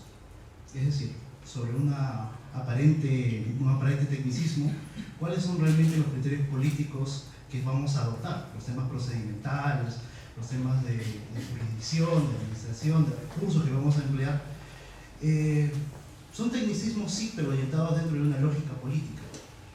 Y ahí pondría mi primer matiz en que este texto debo ponerlo en un campo más amplio. En mi opinión, lo que yo llamo de ponerlo en contextos mayores. Este tema del arbitraje puede ser abordado, en mi opinión, dentro de 4 grandes contextos que exceden y se enfocan en determinadas áreas en concreto. En el punto más político, la vuelta es el Estado mínimo, por ejemplo, ¿no? Este tema de los debates, que es muy interesante en sí, que muestra, digamos, y me suelta otra idea que lo voy a enunciar nada más, que es cómo ver la etnografía dentro de instituciones públicas, o ver la etnografía dentro de actores o de grupos de actores, por ejemplo, ¿no? En el caso de la cultura jurídica, por ejemplo. Los abogados tienen una tradición de enfocar esto que llaman sociología jurídica, pero quizás dentro de sus propios márgenes. Ver cómo, por ejemplo, como Pasara, como el profesor Solesi, que tienen una visión cuasi romántica de la profesión, y la abordan dentro de parámetros muy pequeños. Sin embargo, la vista de los historiadores, la vista de los sociólogos, los antropólogos, puede darnos algunos mayores alcances de la dinámica, cómo ellos están definiendo escenarios de poder, cómo perpetúan sus relaciones, cómo van entendiendo la sociedad. Otro contexto mayor que es interesante para mí es el del análisis económico del derecho. Para los que no están familiarizados con el término, es esta visión particular del derecho que tiene de reducir la función jurisdiccional a cuánto económicamente es retribuible para las partes que participan, ¿no? Ellos creen que, Bullard es el personaje más conocido de esta tendencia, que todas las actividades, todos los pleitos, todos los litigios deberían ser abordados desde la esfera privada. Incluso la justicia penal debería ser privada. Una idea que para mí es horrible, pero bueno. Ese es el extremo más amplio que llega el análisis económico del derecho, que me parece que es el punto de partida en el campo teórico del derecho que debe estar puesto el arbitraje. El otro es el de las contrataciones internacionales, sobre todo en este contexto de las asociaciones públicas privadas. ¿Qué tan productivo es el arbitraje dentro de este escenario en concreto? Que es el escenario del siglo XX en adelante. Y el último contexto mayor es de lo que denominan la gran corrupción, ¿no? Esta idea de idea internacional, cuando él habla de que hay una corrupción tradicional, hay la corrupción que conocemos, y ahora estamos en el escenario de la gran corrupción, ¿no? Una corrupción de carácter transnacional que abarca los escenarios más altos del poder. Entonces, creo que esos 4 escenarios, si bien están de alguna u otra manera enunciados en el trabajo y en la tesis, lo leí con algo de rapidez, están enunciados más no desarrollados, y creo que eso sería un aporte no solo para que podría darnos Luis Miguel, sino para que la persona que esté interesada pueda abordarlos, ¿no? Cómo poner el arbitraje dentro de esos contextos que son mayores. En el contexto actual el tema es relevante, ya que es sacudido por los destapes de corrupción en los más altos niveles del gobierno. Es un estudio llamativo y pertinente, puesto que muchos árbitros y los estudios de abogados de que formaron parte y forman parte son ahora investigados por su labor poco escrupulosa en decisiones controversiales que afectaron los intereses del Estado en beneficio de privados, ¿no? Los casos hasta el momento que conocemos son los que involucran a las constructoras. En la parte metodológica hay una clara delimitación del tema en lo que respecta a la periodicidad elegida. 1998 es el inicio de la implementación del arbitraje en la contratación pública, instaurándose legalmente como el único mecanismo de solución de controversias dentro de la contratación con el Estado. Esto significó que el fuero jurisdiccional tradicional ya no tendría injerencia al momento de presentarse una controversia originada por el incumplimiento de un contrato. Aborda en concreto un tipo específico de arbitraje, ¿no? El arbitraje ad hoc, al representar más del 50% de procesos arbitrales que se llevan a cabo con el Estado, siendo preferido por las partes que inician un proceso, así como por ser el de mayor flexibilidad, libertad y rapidez en comparación con el arbitraje institucional. Creo que estos enunciados metodológicos me parecen pertinentes, delimitan bastante bien el tema. En el año 2008 se promulgó la Ley de Contrataciones del Estado, que contiene disposiciones y lineamientos que deben ser observados por todas las entidades del sector público en los procesos de contrataciones de bienes y servicios, obligaciones del Estado. Las entidades públicas que contraten con entes privados con la finalidad de llevar a cabo la ejecución de obras públicas deben tener en cuenta las disposiciones de esta norma.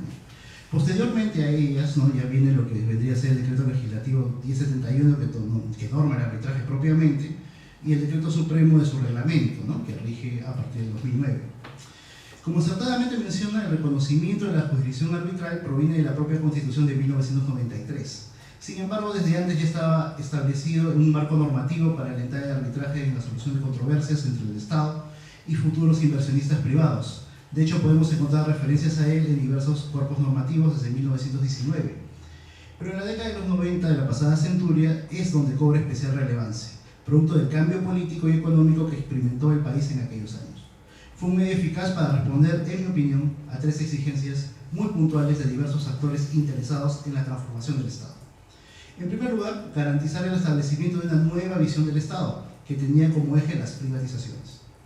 El segundo, el respeto de las obligaciones contractuales del Estado respecto al nuevo modelo político y los actores privados que intervenían en la transformación de la esfera pública, que adoptaba cada vez más procedimientos e instituciones privadas para la gestión de los temas públicos.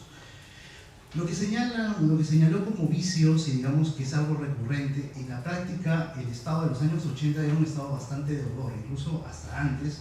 Óscar Ugarteche hablaba del Estado deudor, por ejemplo. O sea, no es tampoco una muletilla o un recurso ficticio de parte de los abogados del sector privado, es poner este énfasis en el Estado deudor, el Estado que incumple los contratos.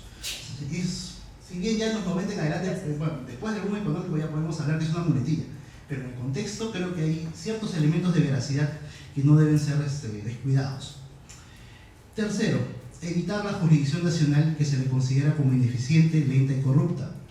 Ya no solo bastaba con soluciones creativas de promoción de la inversión, como lo fue ofrecer la nacionalidad peruana a los inversionistas extranjeros a fin de que disfrutaran de exoneraciones tributarias, al igual que los empresarios nacionales mientras entraba en rigor la nueva Carta Constitucional de 1993.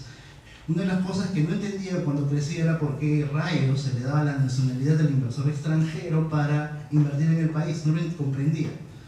Fue una clase de derecho que lo entendí, ¿no? La Constitución de 1979 ponía diferencias entre el empresariado nacional y el empresariado extranjero. Es decir, no gozaban de exoneraciones tributarias. Entonces, para promover la inversión, para saltarse esa falencia de la norma mientras se aplicaba la Constitución del 93, se creó este ofrecimiento, ¿no? Invertías en el país y te tienes la nacionalidad peruana. No porque te interesara la nacionalidad, obviamente, querías las exoneraciones tributarias. Ese era el incentivo. Después hubo la necesidad de cumplimiento de los acuerdos contractuales del Estado, ¿no? La situación era caótica, había que tener una suerte de seguro para invertir en el país y por ello nacen los contratos ley. Fue necesario facilitar la solución de las controversias entre el Estado y los privados en materia contractual a través del arbitraje, una justicia privada que encierra en apariencia una fórmula más equitativa para la resolución de conflictos al elegir cada una de las partes uno de los árbitros y ellos a su vez elegir al tercer árbitro que dirigirá la controversia. Ambas partes deben estar de acuerdo en el derecho que se utilizará para decidir la controversia y el laudo arbitral tiene carácter de cosa juzgada, ¿no? En la jerga jurídica, que es decir que es vinculante y de obligado cumplimiento para el Estado, sus instituciones, y me parece pertinente señalar que también es de obligado cumplimiento para sus ciudadanos. Entre las cosas interesantes que he notado, por ejemplo, y acá tengo que poner un matiz sobre estas situaciones inapropiadas que señala Luis Miguel, esto del tema del secretario ha estado incluso después de la norma. En una oportunidad conversé con un secretario que era cachimbo de Católica, bueno, hacía de secretario arbitral en la oficina de su padrino, que era árbitro, ¿no? Y me explicaba algunos matices de la carrera y me sugería que llevara esa parte de arbitraje, ¿no? Bueno, tema que no me llamaba mucha atención en aquel tiempo, ¿no? Todavía no me llama mucho la atención.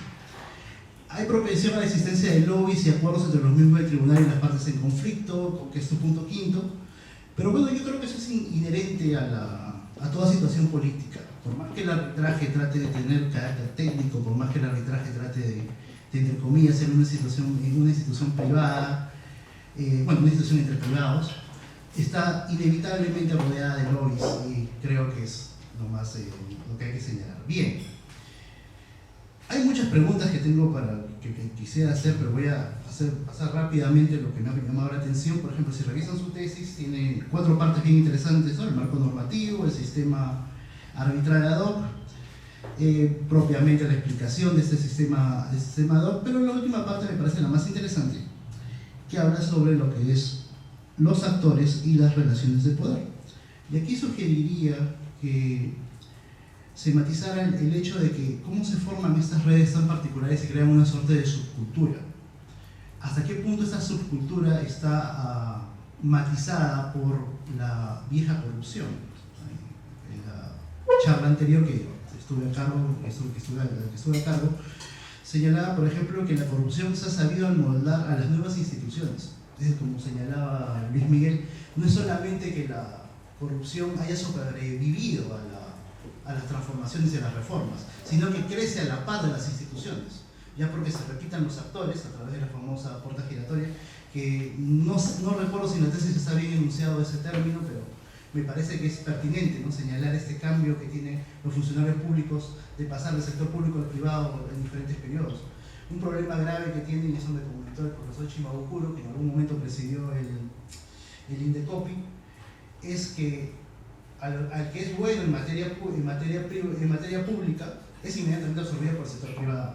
Y a su vez el sector privado insiste en que le ocurre un cargo público, le dan sabático para que postule y participe dentro de un programa del Estado, ¿no? Capacitando, poniéndole los nuevos marcos que el sector privado desea implementar.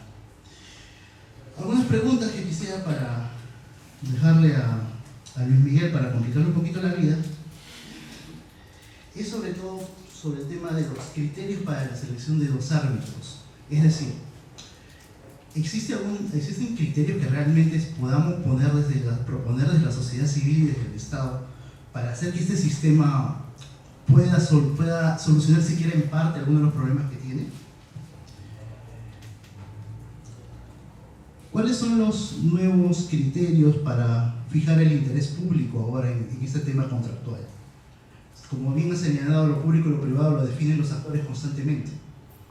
¿Cuáles deberían ser estos nuevos criterios en esta materia en específico, que es la parte contractual? ¿Qué criterios deberíamos emplear o desde la sociedad civil proponer y forzar a que los actores políticos consideren? ¿Y crees que es posible la eliminación de la supervivencia del arbitraje en un contexto en el contexto actual donde hay tantas relaciones transnacionales? Creo que nadie aquí es muy amigo de las transnacionales, pero el incumplimiento contractual realmente es un problema y estamos cada vez más globalizados. Es decir, el arbitraje de por sí no va a desaparecer. Es algo que vamos a tener que lidiar en el futuro, y de hecho ya estamos lidiando, y que se va a complejizar aún más, ¿no? El tema de las APP se pondrá en el debate ahora, pero es una institución que vino para quedarse y la que veo muy difícil que se pueda revertir. Bueno, esa es una pregunta ya más técnica, no espero que me la respondas, solamente lo que estoy comentando, pero el profesor Rómulo Morales señalaba que estos temas de arbitraje también tienen una solución desde el campo, bueno, él sigue la escuela italiana, desde el campo de vista contractual, ¿no? Entonces él señalaba que los temas de arbitraje todo se resuelve porque al ser todo derecho, lo que sí debería estar bien clarito es que el derecho civil universal es el que debe regir este tema de arbitraje, y que ese sería uno de los filtros para poder tener un sistema arbitral mucho más eficiente, ¿no? y menos proclive a la corrupción. No sé hasta qué punto tenga razón el profesor Rómulo Morales, porque una cosa es lo que dice la doctrina y otra cosa es lo que dice la práctica de los actores, como estamos descubriendo. Pero sabe de renuncio, no sé si nos puedas decir algo a favor o en contra de la opinión del profesor Rómulo, pero no espero que responda a esa pregunta. El resto sí, esperaría algún alcance al menos. Muchas gracias. Bueno, agradezco a Marcos y a Luis Miguel y a Javier por compartir con todos los presentes esta mesa. Considero que mi entrada al tema es realmente inicial, porque realmente recién he podido leer la tesis, que es una tesis bastante densa, porque realmente trata de nutrir su pensamiento y requiere de bastante esfuerzo, como tú lo has hecho, para volverlo a sintetizar, ¿no? Se ve que has estado trabajando en darle un orden y una brevedad a tu exposición, que realmente no has podido profundizar todos esos aspectos de las prácticas que hacen que efectivamente los bordes entre lo público y lo privado estén totalmente diluidos, ¿no? En el fondo, toda esa discusión replanteando el tema de lo público creo que el tema neurálgico, ¿no? El tema neurálgico, para mí es el tema neurálgico, el tema de lo público, porque finalmente estamos viendo que hay cambios, impactos nocivos en temas públicos como los temas ambientales, que no los abordaban esta vez, pero creo que también alude a ello, ¿no? O sea, nosotros tenemos una Amazonía con una denuncia del año 2017, o una investigación de la Universidad de Barcelona, en donde habla acerca de que se han vaciado 5 toneladas de plomo y 3.700.000 toneladas de sal en los ríos, ¿no? En el río Amazonas, especialmente. Entonces, yo lo que digo es, claro, son las transnacionales, que recojo la cuestión última que tú dijiste, y que creo que estamos viendo solamente,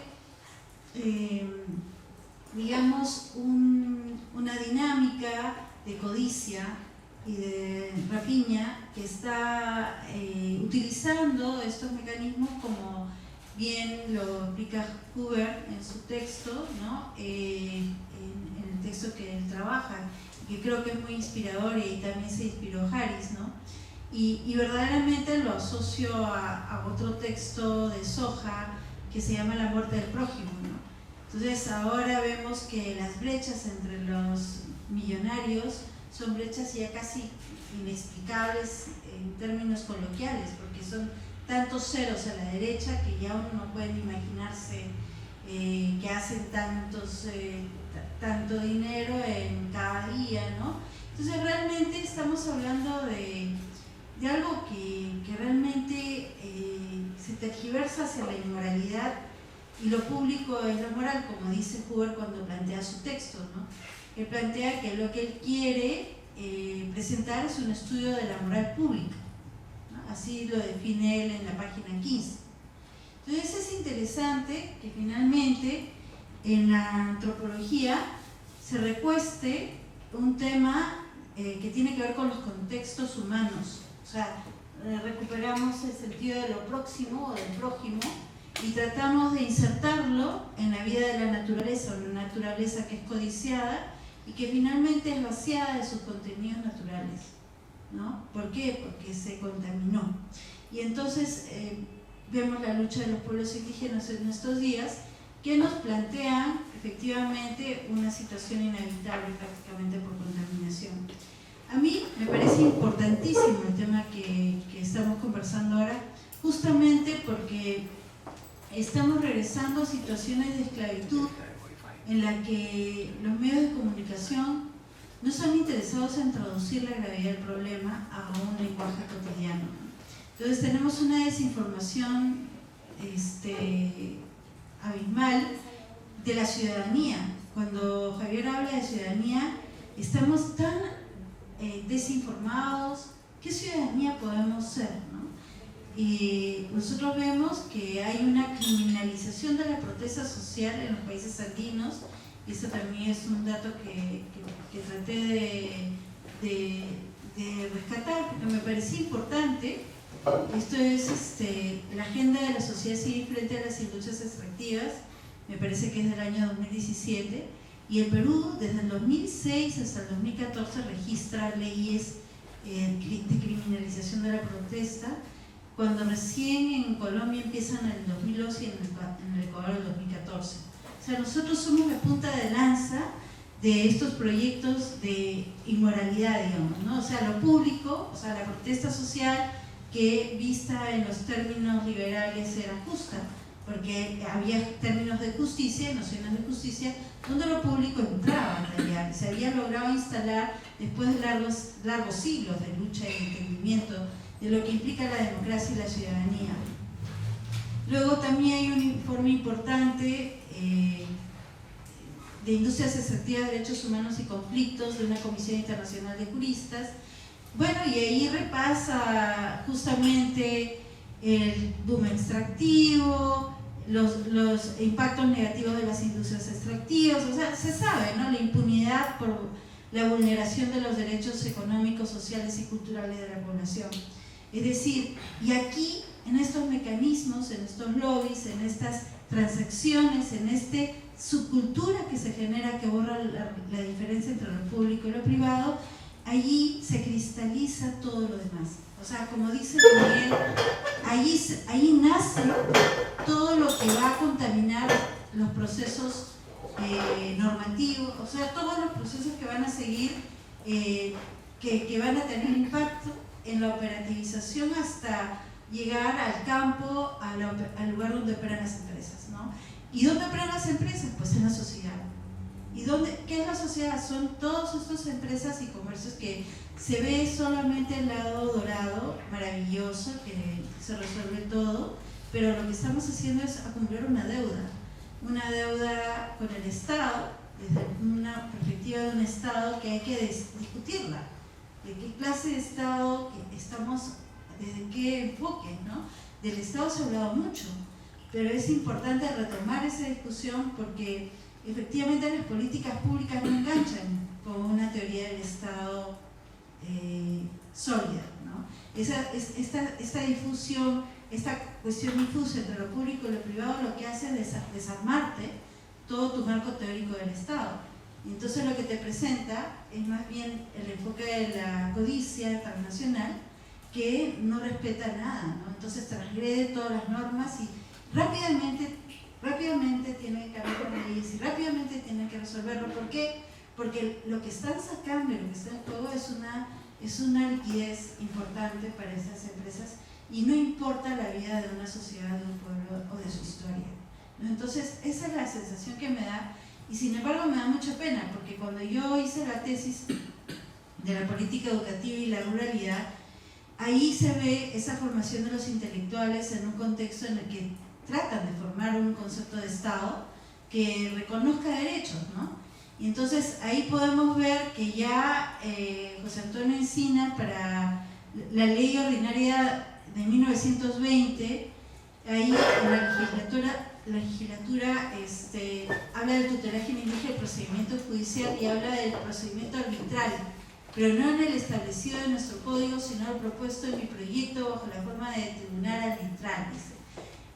Bajo la forma de tribunal, coloca la cuestión bajo el control de personas distintas, ante cuyo sereno juicio, como lo que decía Luis Miguel en la administración de justicia normal, no caben sobornos ni dádivas, ¿no? Estoy tratando de poner como una manera de contrastar algo de, como decía Javier, de hace 100 años, ¿no? Entonces, los tribunales arbitrales constituidos por personas completamente ajenas al lugar donde se realiza el juicio han de requerir la elección de miembros que sepan el quechua o el aymara.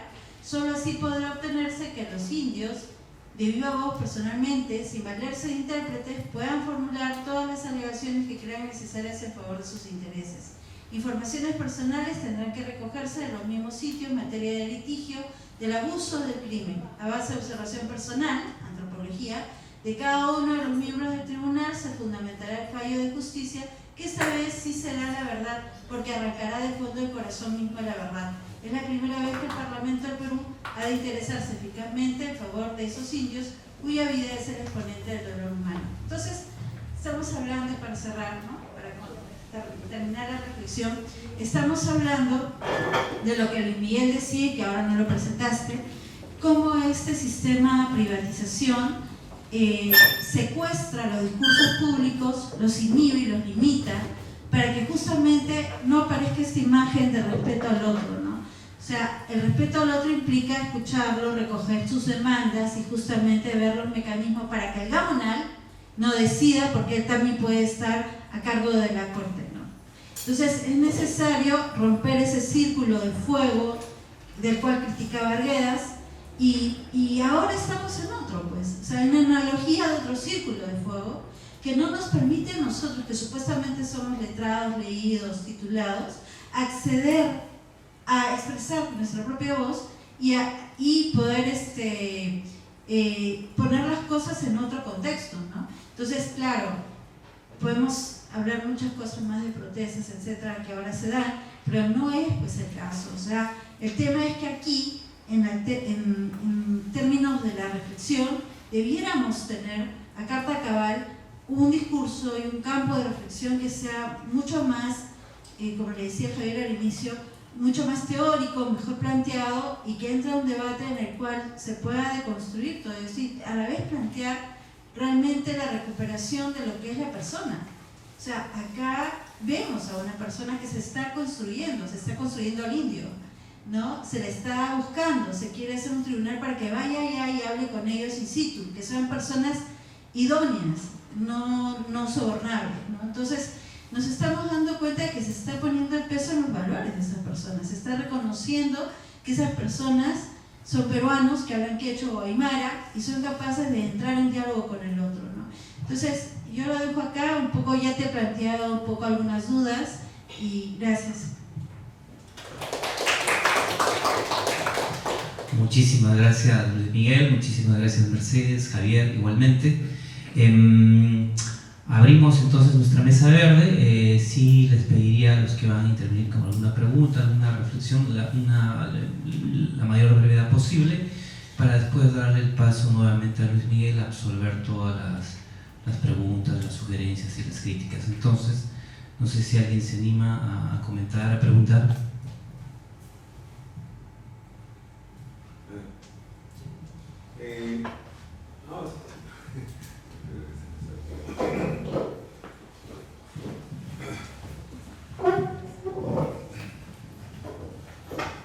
Bueno, este estudio no tiene su ámbito, lo que quiere interpretar, ¿no? Pero digamos que estamos ahora en un contexto de corrupción, ¿no?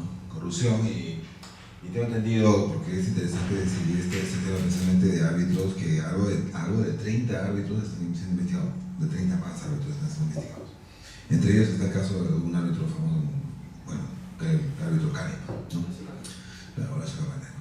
y la cantidad de millones de dólares que se ha perdido el Estado precisamente por esos acuerdos, esos laudos arbitrales convenidos, es una cuestión también parte de la corrupción. Es decir, la selección del tribunal es una parte, ¿no? Inclusive, diría yo también, bueno, ahí tener la consulta, ¿no? Siempre también fue consultado, yo soy administrador de empresas, ¿no? Realmente los árbitros tienen profesión de abogados. Generalmente he visto también si podría ser otras profesiones, me parece que sí, ¿no? Eso no sé si lo he investigado. ¿Alguien más quiere preguntar? No, entonces termino con la... Sí, para terminar, ¿no? Bueno, entonces lo que estaba diciendo es que si la elección era parte, por supuesto, del inicio del proceso ¿no? de esta situación del proceso arbitral, ¿no? Pero definitivamente no es la única, ¿no? Y bueno, puede ser determinante, claro que sí, como está diciendo, ese significaría lo que estaba hablando acá. También me pregunta, ¿cuántos árbitros existen en general? 30 y pico son ¿qué porcentaje de total justamente han caído en esto? Es decir, porque si fuera que más o menos hay 40 o 50, tomaríamos un 50%, entonces, ¿no? ¿Y en qué momento, después, digo, si puede ser que sea elegido de una manera no convenida y después se transforme esa situación del contubernio, del arreglo, de la situación de ADN, ¿no? ¿En qué momento después? Y bueno, ya hablar de este problema como una cuestión de ética y moral, yo también creo que está un poco... Yo tengo esa hipótesis que está fuera de contexto, disculpen, ¿no? Pero definitivamente, como alguien dijo por ahí una vez, bueno, alguien que tiene una conducta criminal, explicarle que sea ético sería como, no sé, ¿no? Un poco difícil de entender, ¿no? Yo creo que nacemos de una manera y tenemos una tendencia a ser superficiales, digamos, también hasta materialistas, digamos, desde este punto de vista, por supuesto que, como explicó también una señora, aquí hay una situación también de seres humanos y personas que también están vinculados con estas actitudes, ¿no? Con estas situaciones. La corrupción ha dejado de ver pues qué tan bajo se puede caer y hasta qué punto, y no termina todavía y sigue. Entonces, bueno, no sé si ya se pensaría de repente en un sistema de control un poco más, ¿no? Un poco más de todo, no solo el principio de la etapa de la primera parte del proceso, sino todo el proceso que estuve. Gracias.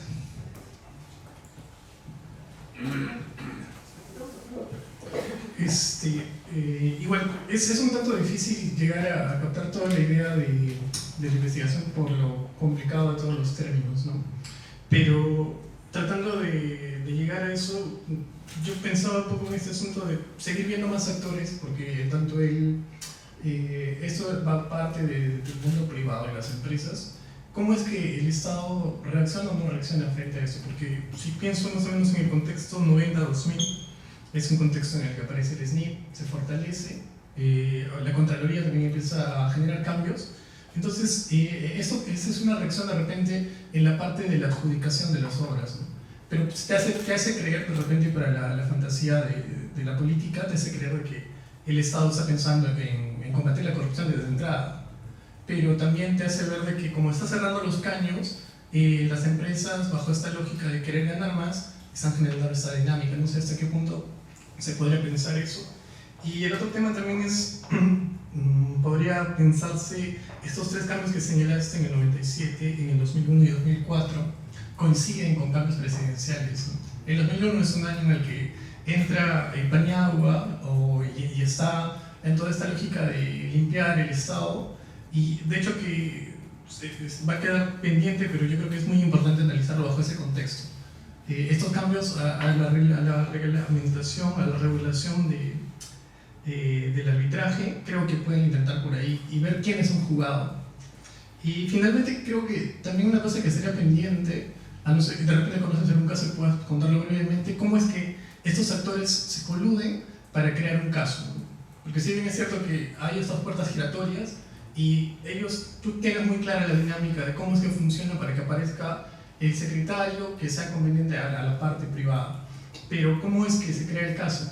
es que tú bien decías de que muchas veces los casos no necesariamente, o sea, la empresa nunca va a ir a perder, ¿no? Va a ir a ganar y justamente va a generar un caso que vaya a inclinarse y vaya a inclinar la balanza hacia su lado. Eso creo que le daría una riqueza todavía mayor a la investigación que has presentado. Y si la tuvieras y la puedes compartir brevemente estaría muy bueno. Eso nada más. Yo quiero hacer algunas preguntas tal vez a dos niveles, ¿no? La primera, bueno, primero agradecerte y felicitarte porque se ha hecho mucho a la culpa a las ciencias sociales de no andar de la mano con los procesos nacionales, sociales, en fin, pero esta es una investigación que se va de la mano con no solo el contexto, sino con una necesidad social, política, etc., ¿no? Valdría la pena difundir la investigación y si puede ser una publicación mucho mejor, ¿no? Además que no hay mucho sobre el tema, tengo entendido eso. Solo algunas preguntas. La primera es, si bien la exposición se ha centrado más en el aspecto micro, en un ámbito nacional sobre todo, quería preguntarte cómo lo has visto en el ámbito internacional. O sea, es decir, los arbitrajes no solo son pues una creación en el Perú, ¿no? Y mucho menos en las etapas en las que nos has planteado. Yo imagino y sospecho, por lo que también menciona José, que hay un proceso continental, internacional, de acuerdo a un proyecto neoliberal que se ha dado en toda la región, ¿no? Tal vez valdría la pena, si es que lo sabes, compartir un poco con nosotros cómo este proceso peruano va de la mano con un proceso latinoamericano mucho más amplio, ¿no? Bueno, y no solo latinoamericano, ¿no? Se puede llegar a otros ámbitos comparativos que sería interesante. Eso a un plano general. Ahora, a un plano particular que ya se ha mencionado, Javier también lo ha mencionado, es este tema de, tú también, la pregunta que planteas, ¿no? ¿Cómo se logra utilizar un mecanismo entre privados en el espacio público, ¿no? Si bien has planteado toda esta propuesta de entender la rapidez, etcétera, que obedece a una lógica de mercado donde el capital parece que tuviera más derechos que los derechos humanos, porque sí, en efecto, para denunciar los derechos humanos hay todo un procedimiento que te puede demorar 10 años, 5 años tranquilamente, pero para el capital parece que en un par de meses solo basta llegar a un acuerdo, ¿no? ¿Cómo en este contexto es que se genera esta cultura jurídica, esta cultura de la corrupción en el ámbito jurídico? O sea, es decir, en última instancia, ¿qué cosas has visto tú que en este sector, para estas personas o en este tiempo, significa lo público? O sea, ¿qué idea se tiene de lo público? ¿Qué idea se tiene del Estado? ¿Qué idea se tiene de la justicia? Me imagino que por la línea temporal que has planteado, esta idea ha ido cambiando, estas ideas han ido cambiando porque a fin de cuentas son los actores y los sujetos quienes construyen la idea de lo público, quienes construyen la idea del Estado, quienes construyen la idea de justicia. Imagino que ahora la idea de justicia que plantea el señor Canepa y amigos no es la misma que se ha planteado en el 2000, por ejemplo, o en el 97 que se ha tenido esta implementación de la ley que dices, ¿no? Entonces yo te preguntaría eso, si es que a fin de cuentas tú has visto cómo es que se han generado estas ideas, que son ideas totalizantes, que trascienden el ambiente jurídico y que se instalan incluso en la generación de políticas públicas, y cómo es que se plantea ahora esas ideas, ¿no?